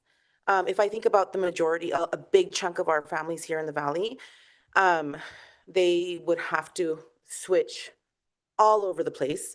And siblings do. I mean, at least I remember growing up, my siblings were in charge of me because my parents were out working early and they had to make sure I got to school and they had to make sure where I was after school and all of that stuff, I'm sure that happens now a lot too. And I'm just thinking about like the majority, a big chunk of our community. I don't think it's something that we have to rush into. I think that I would definitely vote a no if we wanted to do it next year. For many reasons, and I'll just to keep it short, those are some of them. Yeah, we'd love to hear from each one.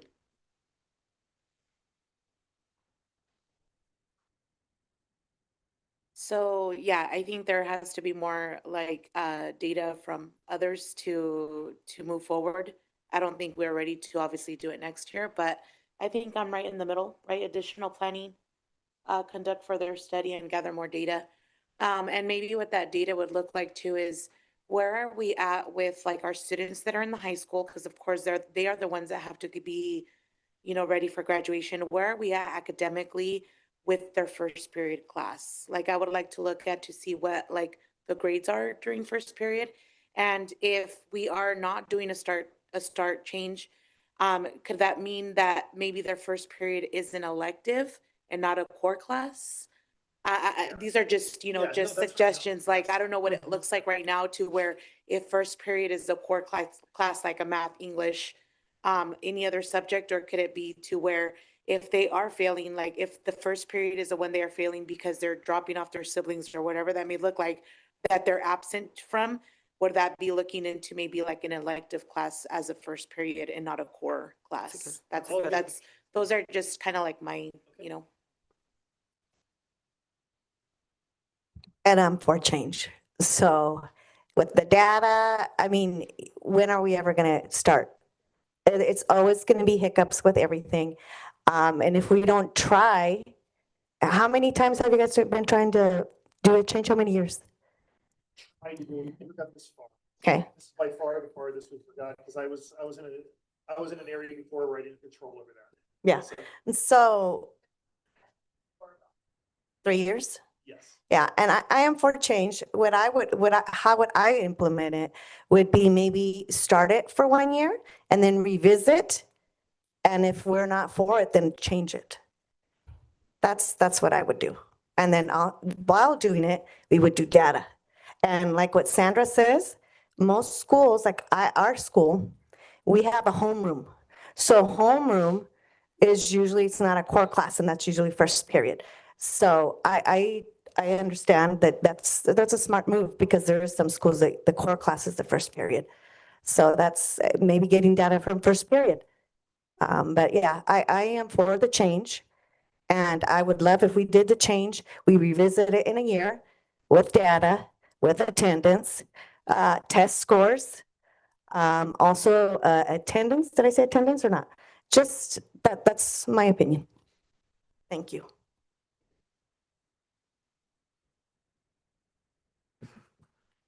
I mean, when I first looked at it, I thought it was like kind of a good idea. I mean, I thought it'd be great to wake up a little bit later. But after looking at the data and even doing research myself, I think it'd be kind of a terrible idea, you know. It affects so many different things. And I think that a lot of the public, it sounds good in the beginning, you know, but when the effects of actually doing it come into play, it's going to change the entire community's routine. And it's going to affect everybody in a different way, you know. And I think that and just doing it's probably going to cost, you know, the district a lot of money. And maybe, you know, certain feelings are going to be hurt. But like, I would just stay with the status quo, you know. I had to do a research paper on this exact subject. On this subject, and it wasn't good on that either. But like I said, I was sold in the beginning because I thought, oh yeah, maybe it might be a good idea, you know what I mean? But then after going and thinking about the whole structure of it, and then how's that going to be compatible with the other districts, like you were saying, with the, you know, when your schools go over to train and do all this stuff, or they play all these games and all that kind of stuff, ours is going to be out of whack because we don't follow the other ones, you know. And so after just looking at it, I think the status quo is probably the best to stay. And it pains me to say that because, you know, I enjoy sleep as much as the next person. So, but it is what it is. So. Thank you. Sandra, I have to say, when you were speaking, I'm like, I can hear the counselor coming out in you. Like your profession, I can hear it coming out in you. Cause you're like, there's gotta be, like, we could work their schedules. And so, anyways, I just really appreciate that, about you. But I think on that, I mean, definitely if counselors are notified, like, hey, these are some key students that do have that issue, like, how can we get ahead of it now when we're making their schedule for them? It doesn't have to be across the board that every student has it if that's not feasible, but definitely I see where you're coming from on that. I have always liked supporting the data on this, and I liked the idea of what was best, obviously, always what's best for students. After listening to this and also having observed it for the last 3 years and trying to figure out, like, where does the board go? I kind of sat back and I listened to the complaints that were made or the arguments for the change. And like Sandra, I'm like, how can we solve the problems without changing the whole structure? And so I think that's something that I would like to see us look into. So I think, like, from the consensus of, like, I guess our discussion here right now is, I think we kind of would like some more additional planning, but I think in my part on, like, I guess if I had my way, I would like to see how in that additional planning, how we can use the systems in place that we have. For example, can we get maybe 21st century in the morning as well as in the afternoon? So the parents that are relying on their older siblings to get the kids on the bus, and then that's what's making them late for class, possibly. Can we have an ability for them to be able to get somewhere? Or, you know, we heard an issue with busing, right? Like, we had kids that are on the bus for hours. And that's been historically, I mean, I remember my mom, she'd say, oh, I used to have to get on the bus this time because we lived way out in the boonies, you know, like, it's been going on forever. But can we look at our busing system and go, hey, how do we get those kids to school sooner without making them ride the whole route? Do we have a smaller bus that can pick up those other kids or something? So I think it really needs to have a little bit more discussion of how do we think outside the box to solve some of the issues before we go and if are those a possibility? And if they're not, then we look at the big shift, right? But can we make small changes to have a greater impact? So I guess that's my takeaway from it. I mean, if you had asked me a couple months ago, I would have been like, yes, let's make the changes. But I think looking at it from a logistical perspective, that's my feelings. So where you talk about the bus redesign, what would that look? Would that look like would we have to hire a lot more busing staff, or? No, it'd be the same buses, same staffing, but it takes a lot of thought into bus routes. I mean, we have kids that may be outside a certain boundary to get transported to a different school for a certain program. I mean, there's a lot of busing changes that happen anytime you make a large scale change like this. So it would take a lot. Yeah, they could do it. I mean, I've talked to Bus Garage. I gave them about a year to plan for it. They said they could do it. I think when we use that example, when we talked about the example of having everybody Yeah. in the same time, that's when we would have to hire more. Well, yeah, so actually so that's not an option because the number of buses are the problem. Right. And so I asked them, so I think when you went to school, maybe both of you, actually all of you guys, when you went to school, early, I think 99-ish, we had a 4-period day and we started about 8:30-ish. And if I remember correctly, there was one bus route at the time. I'm fairly certain there was. We all rode together. Correct. Our district had how many kids then? 94,000? A lot less. Okay, so we had in the 3,000s of kids and we had the busing to do that. I asked the bus crew, I just said, run those scenarios. I gave them a bunch of scenarios to run, like, can we all be in the same bus and can we all do the same start time at 8:30? That'd make it very easy. They said, there's no way. Yeah. There's no way. So what we talked Yeah. about when we met with Ryan was also if we do consider doing this in the future, we would have to revisit this by this next December-ish, Yes. because to that way we would have to do a lot of education to our families and basically so they can have that much time to prepare for that next year if it was going to change or not. But And also including, that's what I did, right? Why I said yes is partnering with, maybe with the city to do something about opening that community center up for after-school programs. And then we have after-school programs, 21st century, and then the migrant programs as well. So that's just a thought, but if people feel safe and they know this is established, they might be more for it. Sure. And Yeah. I know the city is talking, and it wouldn't be next year, but I know the city is talking about having a YMCA or Boys and Girls Club, something like that. And that'd be huge to make a decision like this. And that would help. But Mayor, that's way down the road. well, Mayor- cough, Mayor Mayor Frost might be in Frosty. the house, but that is something I know that's being talked about quite a bit in the community, but that's probably a long ways off. I think I remember too, and just going off of the academics, right? Like what is the statistics of our first period class? I remember that there was one year, and it wasn't when I was in high school, but my siblings, there was a period that was called 0 hour. Yeah. Yeah. Right, where Yes. like, cause we had students that would go with their families and cut asparagus and wouldn't show up to class until like 9:30. Yeah. So, yeah, just to add in there, like what that would look like and how Jill mentioned too, Yeah. maybe it's not clear across the board, but like identifying students ahead of time of which ones would need that, like accommodations. And they do that now. I mean, that the counselors, that is what they do now. And the counselors see kids because they have to follow their graduation plans. And so if they know kids have a job until midnight, they do give them a later scheduler. They do give them classes that are the core later. So those are considered now into the schedules. But you're talking 2,000 kids almost. So it is still the constraints of the schedule. Yeah. But yeah, all those are good ideas and great opinions, and I think we can work through it one way or the other. And I don't feel bad. I mean, that's just my thought. As an educator, I've learned to be very flexible. Yeah. All the time you're always switching. So, but again, this is for parents and what students, and families. So it's just like Raquel said, is educating our families of what the process would be and what services we offer Yeah. them.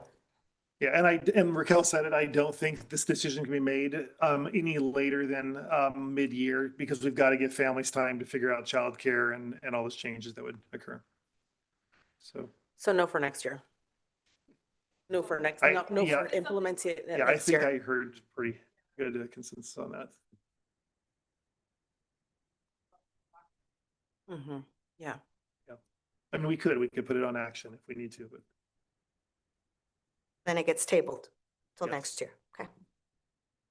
Okay, so if everybody's done with that discussion, we'll move on to item E, Sierra Vista Avid review, or did that change? That's what changed. Yeah, Okay. they're gonna, because they're here giving their school presentation next month, so they're gonna combine the two. So moving on to consent. That is where we need,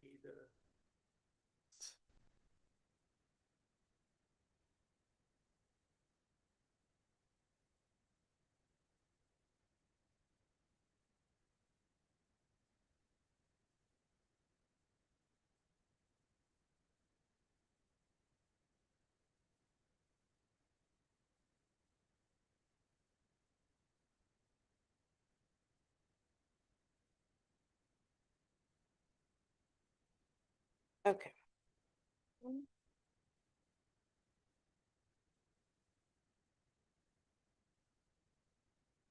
What's this in here?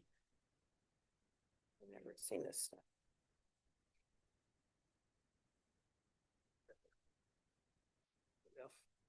F.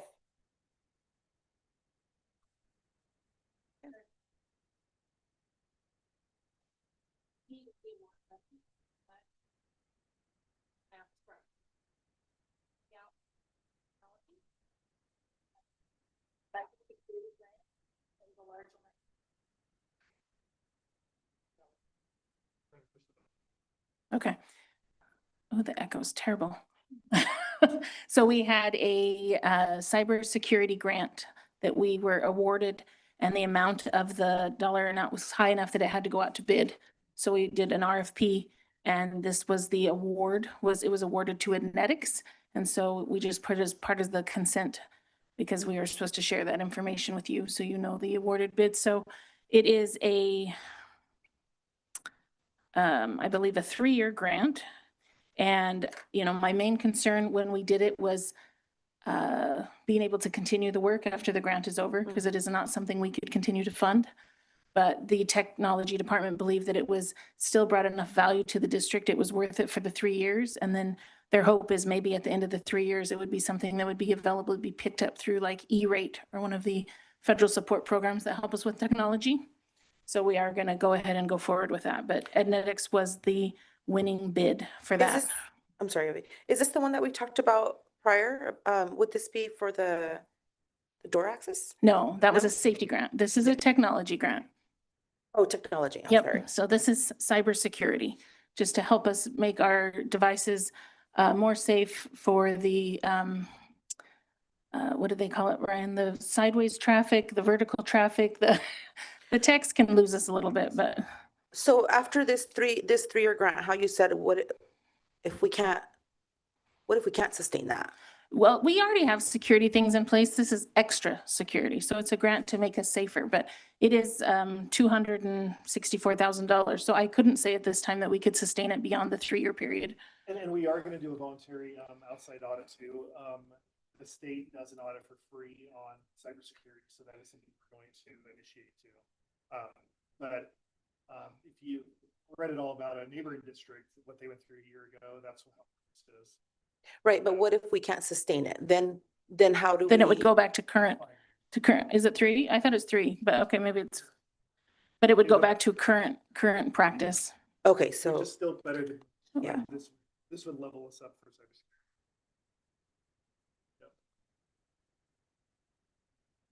So that's what that E is just the award letter. That is who met and had the best price for the cybersecurity work. F, we go to F is payroll and vouchers. So payroll for March 31st, $7,854,328.19. That should be the one with the little yellow stripe on it. Okay, so we paid 1,022 employees in the month of March. And we had 3, what I would call as non-usual, meaning they don't happen every month, or high dollar items that I would point out to you. And that is, we paid the coaching for winter 2 at the middle schools, $41,720. We paid postseason for high school winter sports, $14,851. And we paid, we have a negotiated certified longevity payments for our SEA group for $373,828. So those were our big ticket payroll items for the month of March. And those are Sooner than when you walk in yourself. their little cheat sheet, you know, for your key. They're listed on there if you wanted to look at them later. Clean under a ring. That is the Oh, payroll. it really slips off of soap. Wow, I've never Vouchers. been able to get your ring off that. Really bite me. The first voucher listed usually, I think, is the payroll one. That's the order I went in. As we've discussed before, these are feels good to mainly take- made up of employee withholdings I take it off every night. and employer and I feel employee like it feels taxes. good. Mm-hmm. I feel like it would feel good. If there's no questions, we can move to general fund 1. Oh wait, this isn't getting any of the soap One off. question. It's because Or I'm sorry, on the next one. The Okay. one there's soap everywhere. Okay, general fund 1. is it Magellan Consultancy? Wait, I'm 6,250? SUU service, let me look that up, because GF1. Let me pull up that vendor so I can see I don't that. think I had seen that one before. And I know that you gave us a cheat sheet. I should have pulled that up. It doesn't have a lot of anything you would maybe understand what it says, because I still don't understand what it says, but let me look at the PO. This says year 2 performance monitoring, data management and quality improvement coalition assessment report. What is that? Hold on, let me go a little farther.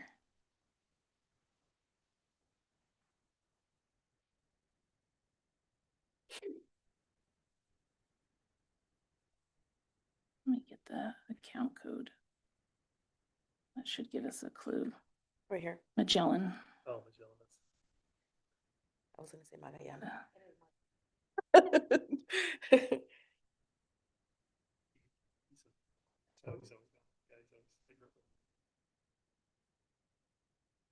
He's our grant writer. Is that what? Yeah.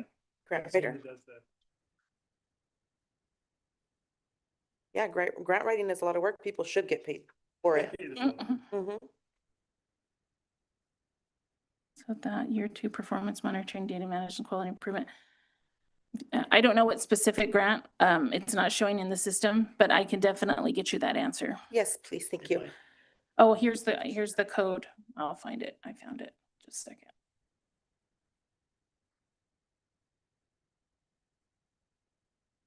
$79. It's the drug-free communities. So is this what he charged for that one for that one grant? It's an annual fee. It looks like Okay. it's a requirement of the grant that they must collect some sort of data. So it's an annual fee? Okay. Annual. So that's the only time we'll be seeing that for a while. Yep. I just had a quick question, although I love Bambinos, don't get me wrong, but the 2975, was that for senior projects? Let me look. Yep. Does it? Oh, That not was on- for the dinner. Not on mine, it doesn't. I'm on paper, Jill. I'm not on mine. Oh, Okay. Is it always Bambinos that does that? Do we have like a contract with them that I know they've had others, but Yeah, I think. they usually rotate. Over the last time we did it, it was. Okay. My next one is, I'm sorry, anybody else have questions? Give Yes, one. still one. S&S Hotel Solutions for 8,000. girls wrestling.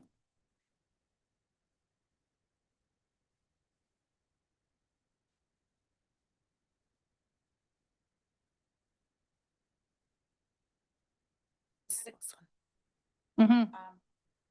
The line 27 on Oxford, that's what we pay for our welder, right? Do the We purchased a new welder. So we added, one of our welders has not been working, and so he had enough money in his program budget, and he purchased a welder from Oxark. Okay. Then I do the test and body fleet, which is on 34. Vehicle repair, is that what students get to do? No, our car was hit at the ESD. I And was so kind of thinking, all right, kids get to I like, wish they did. okay. that's- kids do that at YV Tech, yeah, at the skill center, but we don't have a program locally, no. Oh. No, we were, we had a hit and run when someone was at a PD and it wasn't on camera, so. Moving on to General Fund 2. Okay.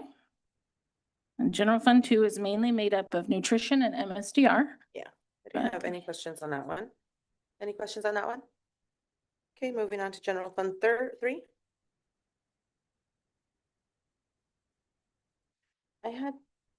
Okay, so transportation's all data, transportation services, is that? All data, let me see. Yes, it's for transportation. Let me see if I can see the PO to see what it was actually for.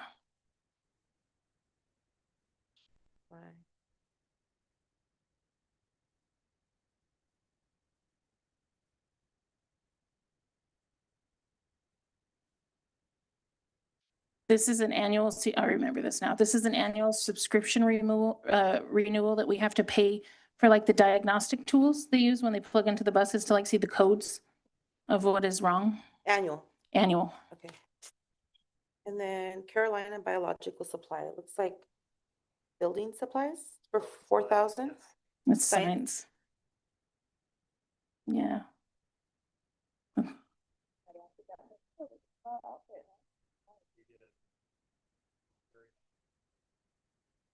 And the Ednetics technology, so phones. Phone bill. A question, Ivy. Sure. The mental health services that are for, comprehensive, is that the only bill that we have going out currently for services for mental health that we're, right? Like, before we were paying a service to have. We had them our, all the here. mental health professionals, yes, This is what comprehensive, it's this is the, Costing us to have comprehensive mental Mhm. health.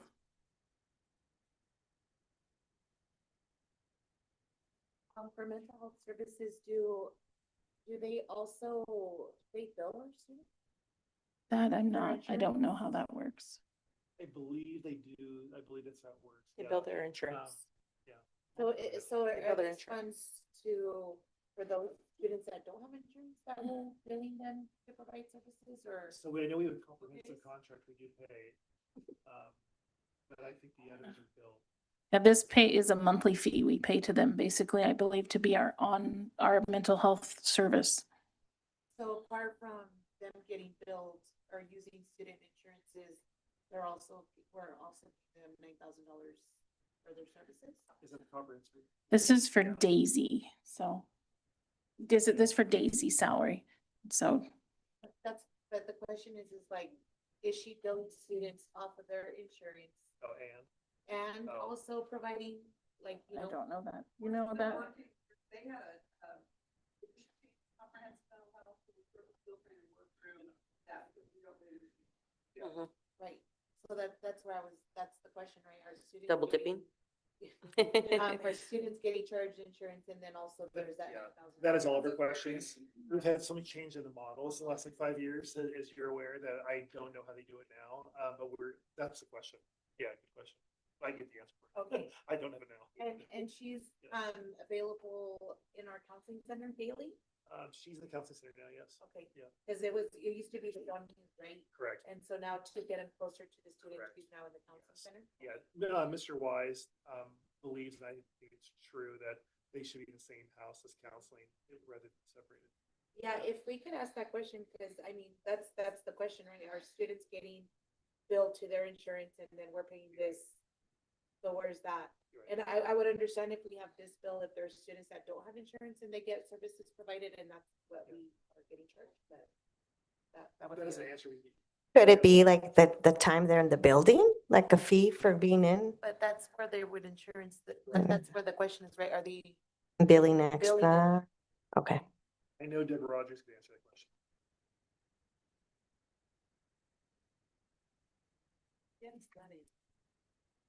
Okay, so moving on. Sorry, I did have another question. Mhm.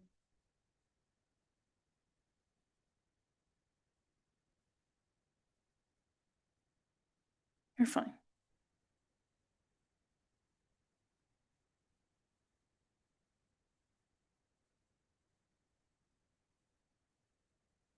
Okay, so it was just JMF software, but I see that it's for technology services. Yes, and I had to get every year I have to get an explanation of what that is because it's really confusing what JAMF is. And so I can read to you what it is if you would like. JAMF Connect integrates with Google Workspace to provide seamless, secure, and efficient login and account management on the Mac computer system. So it leverages powerful authentication capabilities of Google Workspace. So we have like single sign-on here, so it keeps us all secure through our Google Workspace and our email. And so we have like our address is Sunnyside Schools, but they're really Gmail accounts, but it's secure for our system. So JAMF manages all of that. So that is an annual fee. The Fincher Electric or 993 maintenance service, would that be Let me look at what that one was.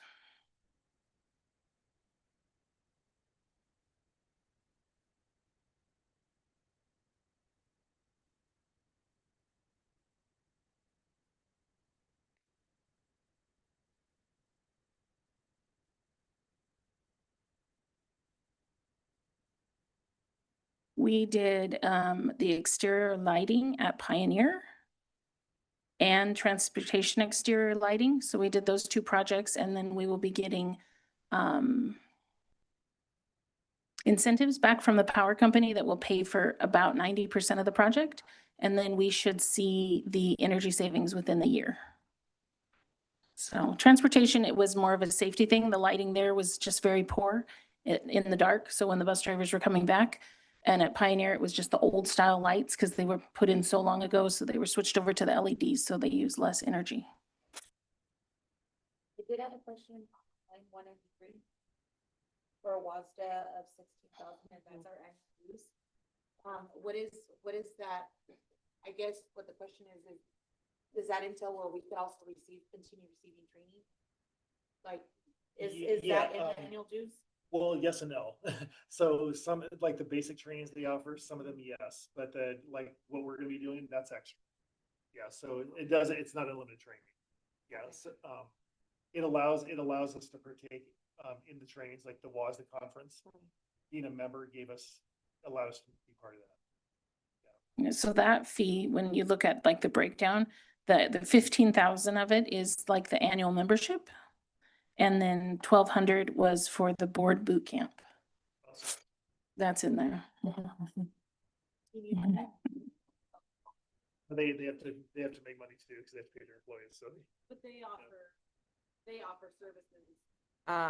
Like, when we have questions about policies and things like that, then there's those services that we have with them. I think we have asked this before, if it's worth even having, and I think that was the consensus. It was worth still having, because we asked the same thing, like at one point, why are we paying money for this program? Do we need to be part of it? They're absolutely, it's critical. Yeah. Yes. And all, Yes. Yep. and on these, that just give me a good idea. I'll ask the girls when they're working on the key, just to note when it's an annual payment, Oh, just to help you guys just have it keep in perspective of like, this is something I should only expect to see once in a while, or this is something I'm gonna see every month good or idea. quarterly. So I'll add that.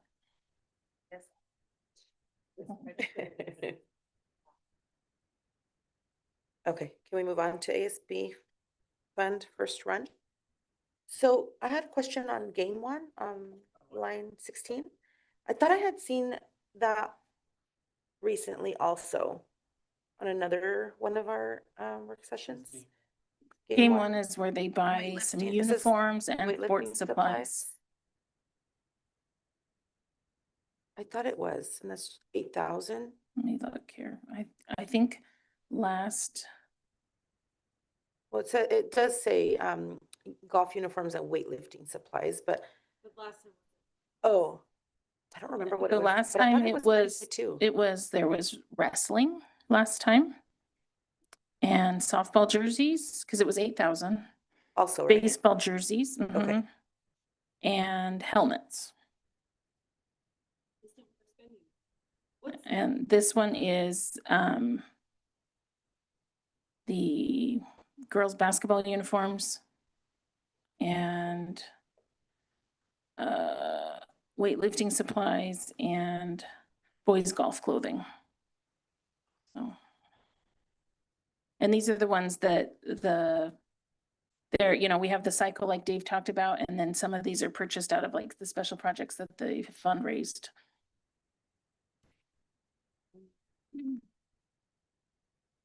That's the only question I had on that one. So, this just popped in my head.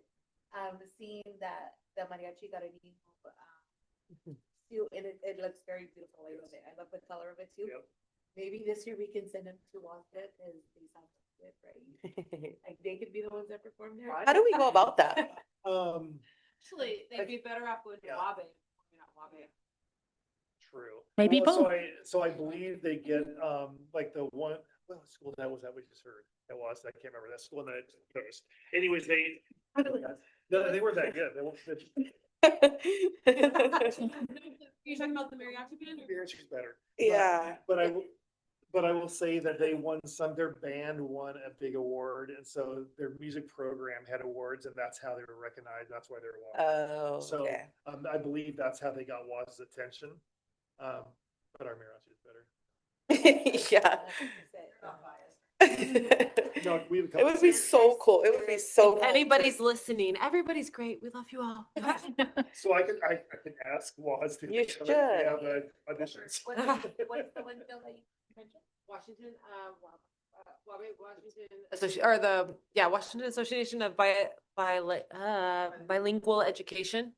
Oh, that would be a good one for So them. they just had, the girl that just performed on that the other day was phenomenal. Maria would have to tell you who she is, but she sang, and she was, I don't know, probably 6th grader, 7th grader. I mean, young girl, and just, she was phenomenal. So she opened up the conference for them this last week.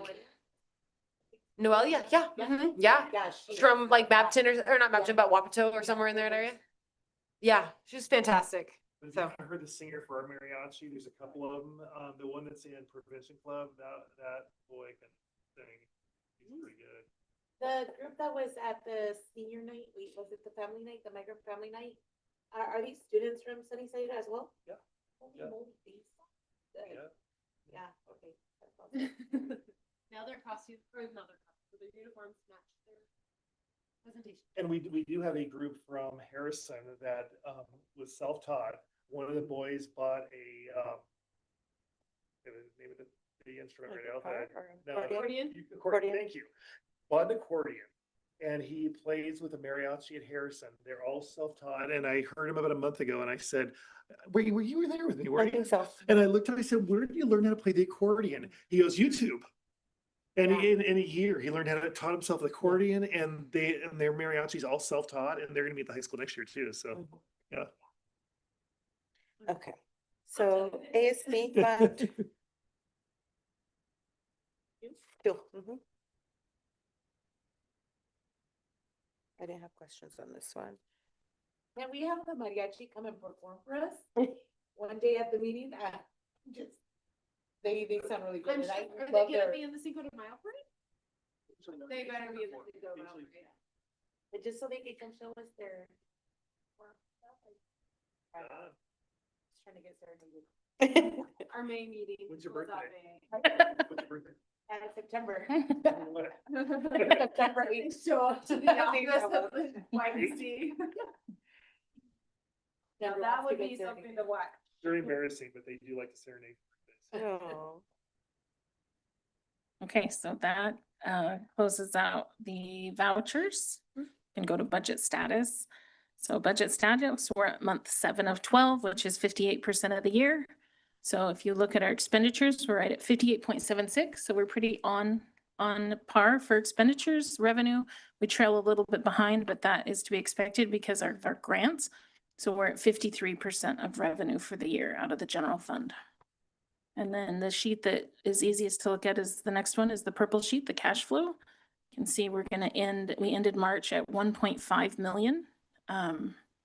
And in general fund, so one of our lower months of the year. Capital projects is still holding strong at 2.7 million. Ryan I saw in his board memorandum, we are gonna start spending a little bit of money out of there. We're gonna be doing 2 more lighting projects that I decided to take out of capital because I knew they were gonna be over and we have to put a small amount, but they're small lighting projects. We're gonna be doing the bleacher project. I think he talked to you about making the bleachers at CK safer because right now they have no stairs, no access. So when families come to watch like the middle school sports that are there, it's very scary. So we're gonna be putting in aisles with steps at CK. And then we're still working out the logistics of the bus lane stuff, but those are the kind of things that will come out of the capital projects fund. And then debt service is just basically kind of a holding ground for our leftover payments and the amount that's coming through on property tax for our next bond payment that will be coming in June. And then ASB still holding steady at the 302,000. The next page will show you kind of the side by side. So 1.5 this March, 1.9 last March. So we're a little under, which is we kind of been a little under all year. That's to be expected. I can tell you preemptively that this month, we're gonna jump up quite a bit, just like we did last April. We got paid back finally. We've been hanging out there for months with Gear Up. And we finally have been reimbursed for a bunch of our Gear Up expenses that we've been carrying all year. So that was good news to get those payments in. Why was it being held up? Well, we were waiting on our contract approval and then they just are slow to process. Oh. It's not just to us. It's something we talk about. My business manager meetings, all districts were hung up. Oh. So, but that money did come in April, so that will help us close some of that carry forward from the grants. So that's really all I have to report on budget status.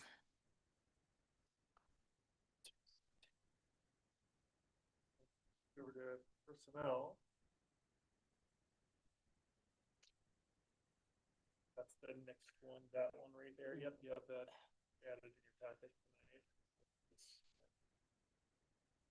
I didn't see it though. It's not in mine. It was added.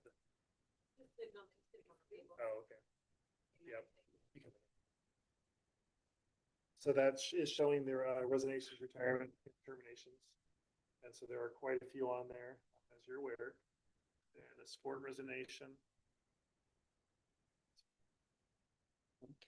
So this is, For sports staffing. okay. So I have a question. Yes. So there's like reshuffling. So these people are able, these teachers and staff are able to apply for a different position or the same position again? They can Or- apply for any open jobs that we have, yes. Okay, and they're online.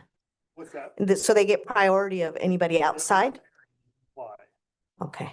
Why don't they get priority if if the conversations that we had with you and Chris, they were the top, all the praise that they got, but then they don't get priority when they reapply? Well, Chris will explain it, but trust me, we want these teachers back. It's just when the dominoes fall, but Chris can explain that thoroughly.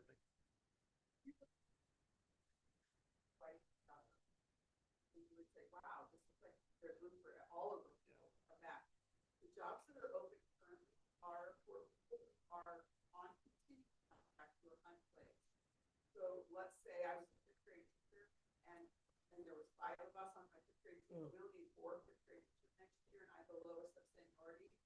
I would be considered unplaced. And so the jobs that are open right now are shuffling around. Some people are going to be able to move to the building. Some are going to have to move to the building. They're here to contract with their own.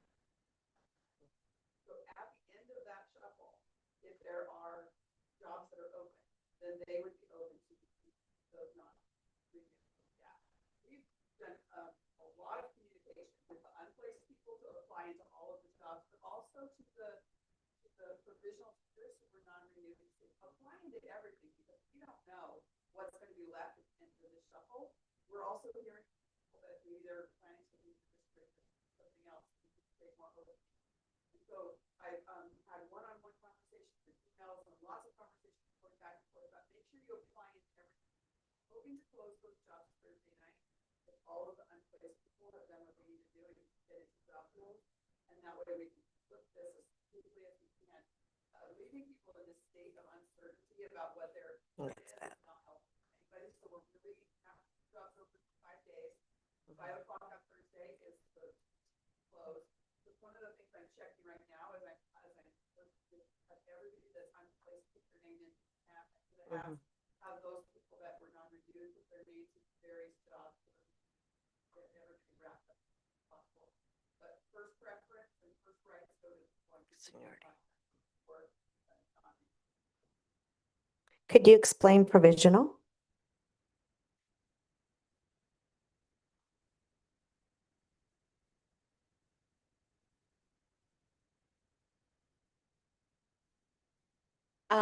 So when you say like, and it's great, right, to encourage those to apply to like different positions. I don't know what the like the website looks like on hiring, but do they have to put in an application for like each and everyone if they're applying to, I don't know, say 6 positions? Or is that they can create one and then? Oh, great. That's Mhm.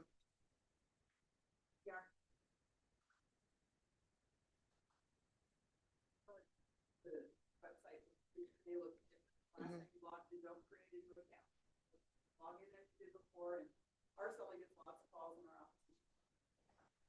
Okay, great, because I'm like, just to think of like, oh my gosh, I'm gonna apply for 5 and I have to put in all this information, so, okay, that's, it's easier, okay, great, yeah. Okay, great.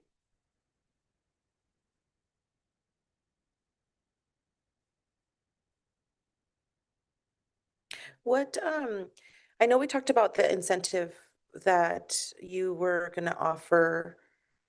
Was there 2 different incentives or just 1? Okay.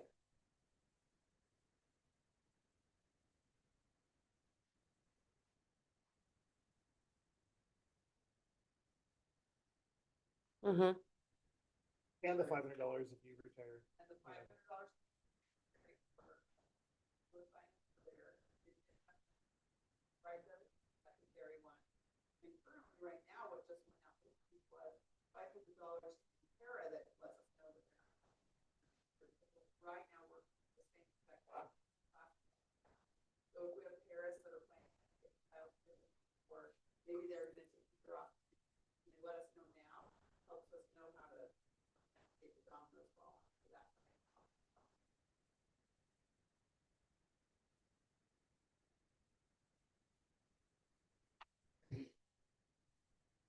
And I think the final was the enrollment, and the enrollment is, we needed to stay where it is. We're at 20 up for the year, so Ivy was almost perfect for the year. Although we like her to be wrong, we like it to be on the heavy side, but we still have about 20 over the prediction. And with new apartments coming in, hopefully they go up and we have teachers come back and pairs come back. Yeah. So, Thank you, Amy.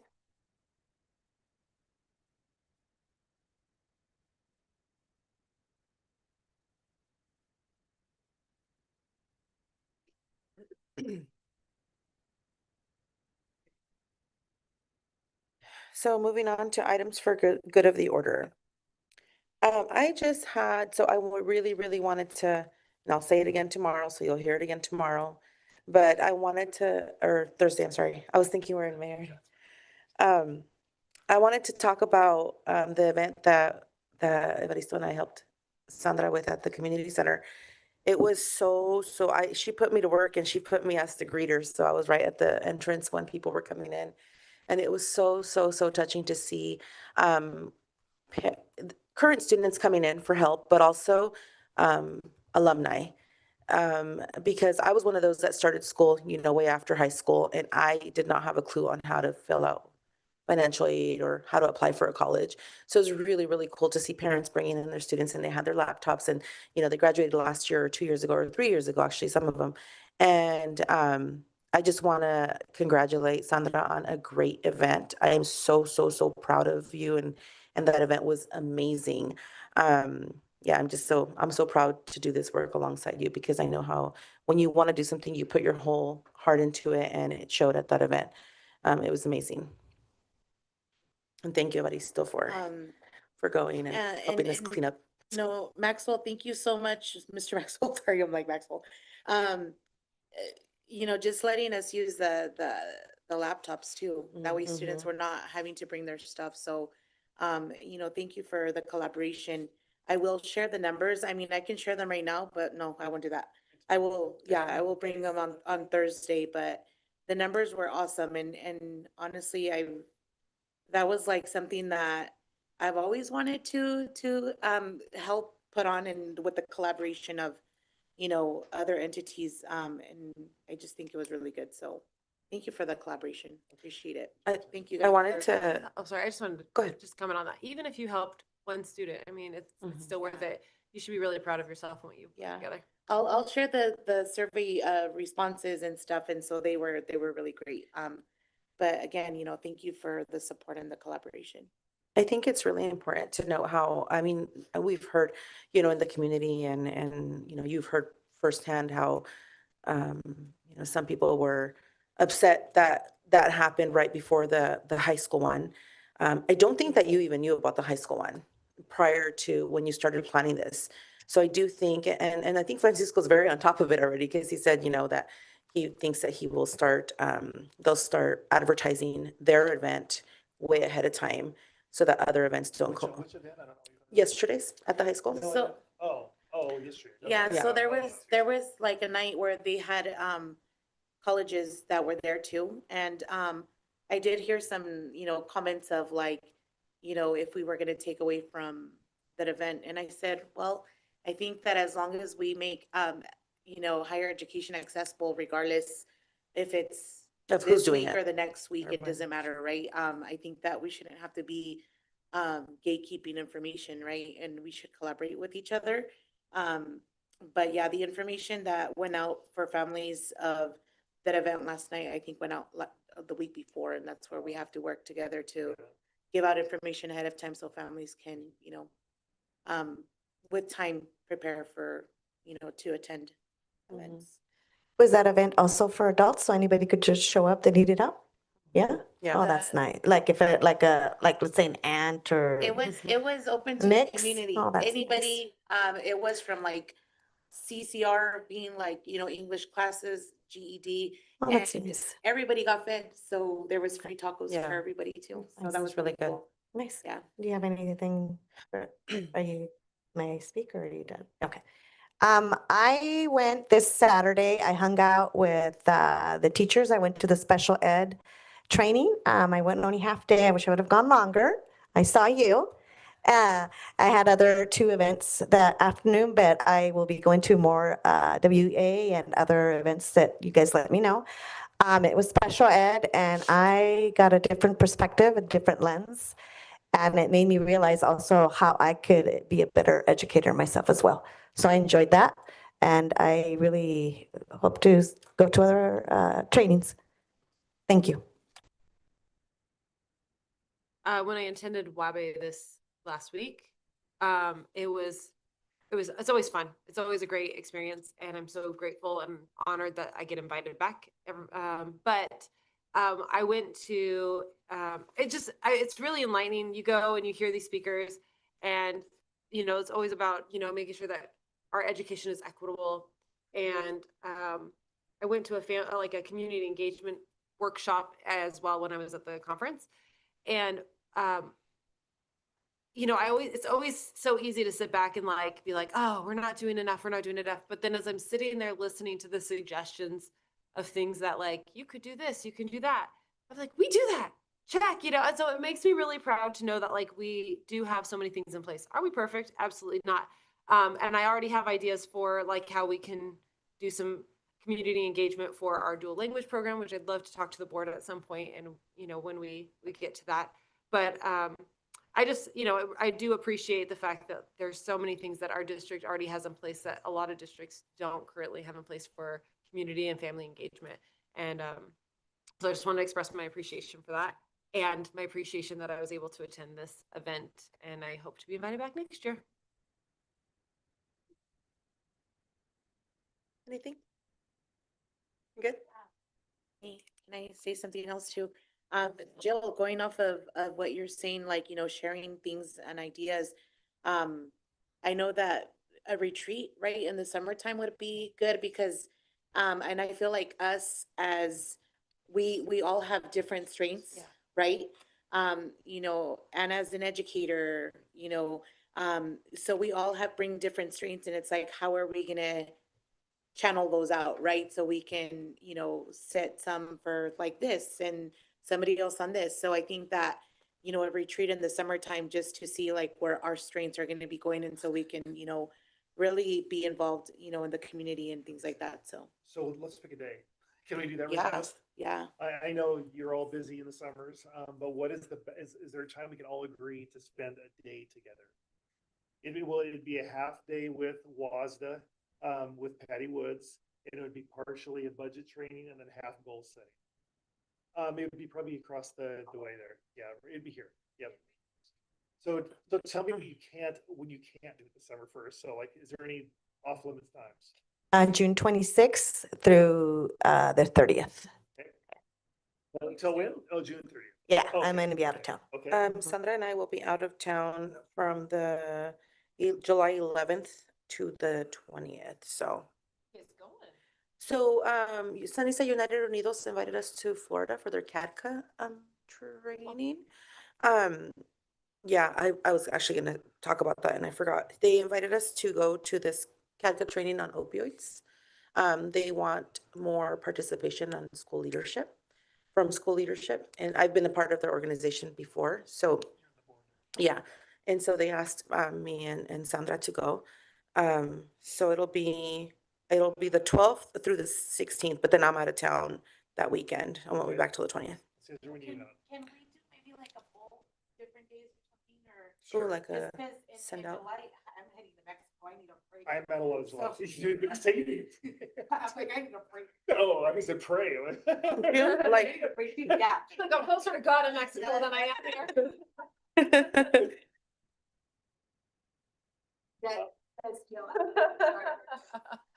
So maybe like a bowl with some things Okay. like in June, July. I think August, I'm thinking July's probably not gonna work for anybody. And we're sure, I imagine you're gonna go somewhere. I'll be gone from June 28th to August 16th. August 16th. I'll be in Europe, so, So maybe before he leaves then, no. June. We're gonna do a retreat and Yeah, and then I'm gonna going. be Yeah, Um, it's a lovely would it be place. when he comes back maybe? Because school starts this year. We voted in for what, in September? That's cutting. I think we should do, June maybe? Before Evaristo leaves. Okay. When are we? No. The 10th? Here of June? we can do June. With school? Yeah, like right, a little bit right after. Last of school's 11. 11? So we do it. Like mid-June? So for me, it would have to be that week after June. Mhm. So So, 15th or 18th in Yeah. there, that work for let all me you? see. You need The to get- 15th works for me. What time? 15th? Okay, 15th, does that work for everybody? That's a Monday? It's, Yeah. Yeah. Monday, yeah. Monday, 15th? I'll clear my schedule. Yeah. I'll request a day off. Okay. Okay. There's, Okay, so let's put it tentatively. If it doesn't work after the meeting, please tell me. I'm gonna put 15th right now. Okay. I have something that just came up, and when I mentioned about those new apartments, what school? Is that gonna be like Pioneer, or is that Chief Kamai again? Do you guys know the answer yet? Or both? But we're gonna have to change boundaries.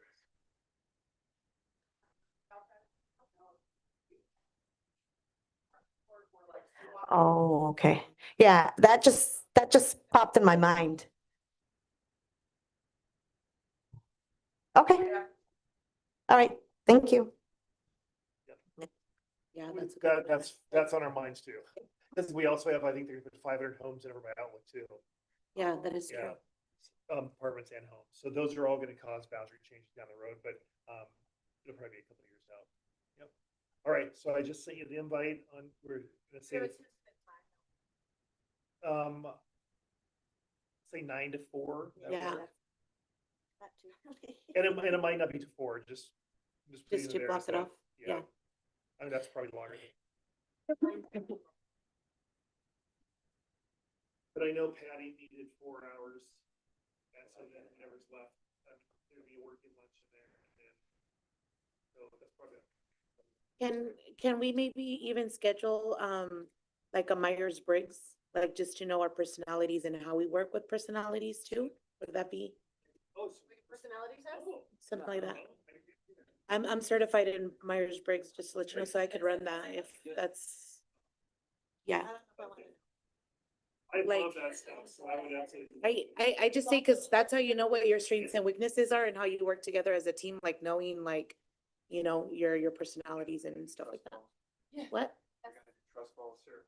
Yes, we are. We're gonna hold hands. Well, yeah. I'm not a super touchy-feely guy, but I do like some team building activities. So we both have- Yeah, for sure. Yeah. But I like the. And Ivy's the only company. Yeah. Yeah. What's that? Ivy loves those things. We could. Girls against boys. Only if we use the dodgeballs from the 80s. The real dodge. Those hurt, no. Anyway, So, so. one more thing too, MRJ. So they're opening an arcade, soon.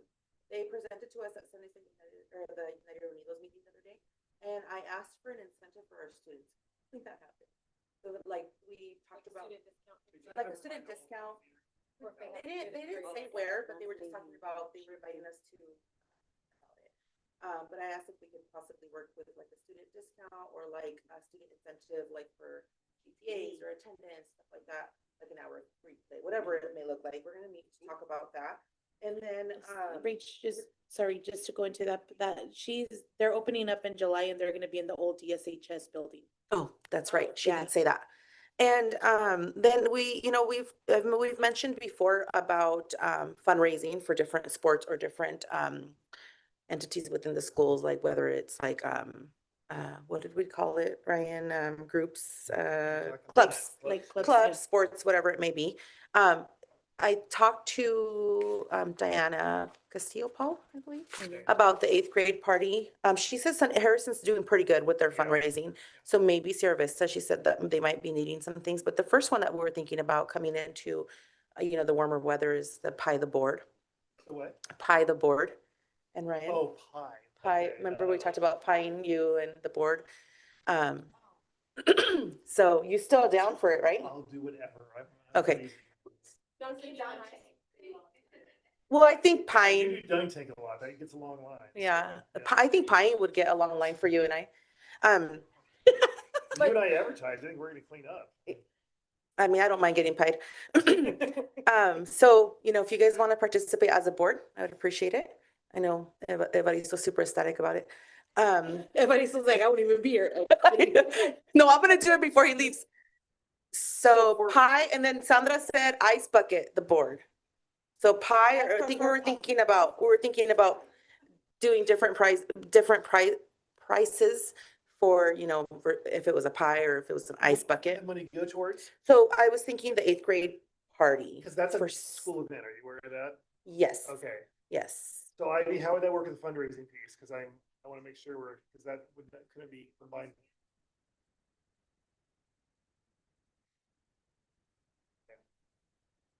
Okay. So,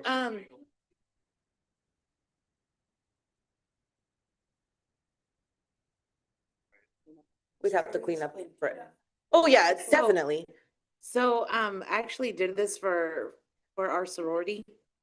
Where we were getting funds for one of our advisors that her daughter had cancer. And so we raised $1,000 that day. And what we did is put up a big tarp outside where we were that's where you would do like the pie. So you're not messing up the grass or anything. But we had either between a pie and then also if people wanted to pay for you to do an ice bucket challenge, that was $10. So, just different ideas where people can choose if they want to pie you, if you want to do an ice bucket challenge or things Yeah. like that. That'd be cool. Yeah, it would be, and it would look different, obviously, whenever we decided to do one, like for this one, I just thought the 8th grade party, because I knew that Sierra Vista was having Oh, issues. that's where you would do it. Okay, I didn't Ish. think. The funding would go to them. Yeah, Okay. all the funding would go to them and then, no, before fundraising for that. And then maybe, maybe, Very true. yeah. Yeah, I talked to the contact at Harrison. She said that they're doing great. Their parents were doing great with fundraising. But she told me that Sierra Vista might not have enough for theirs. So and then it would look different, every so couple months, whenever we want to do it. It would be for either a different sport or different club, whatever we decide. So just putting it out there.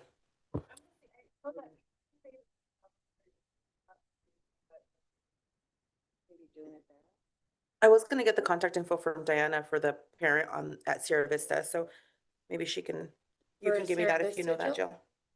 I want to say it was from Sierra Vista. The person I'm looking at that would have shared me also that. Mhm. But I could have swore there was an active fundraiser happening right now. I saw it on Facebook. Yes. Yeah, I did see that on Facebook, but I don't know. And if they don't need it, we can move on to a club or a sport, whoever may need it. So Ivy, how would that look like if we were to do it for like let's say Latino Culture Club? If we were to fundraise for them, how would that look like? Okay.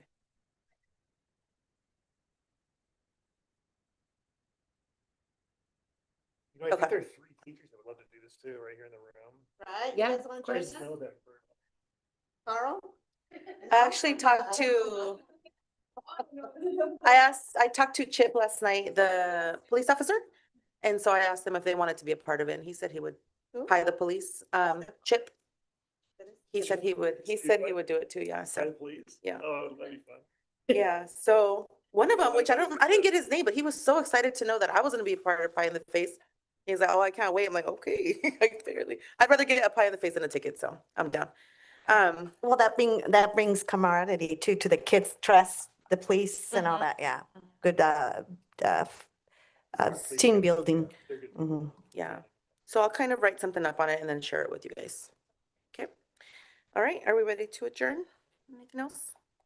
So can I have a motion to adjourn the April 28th, 2026 board work session?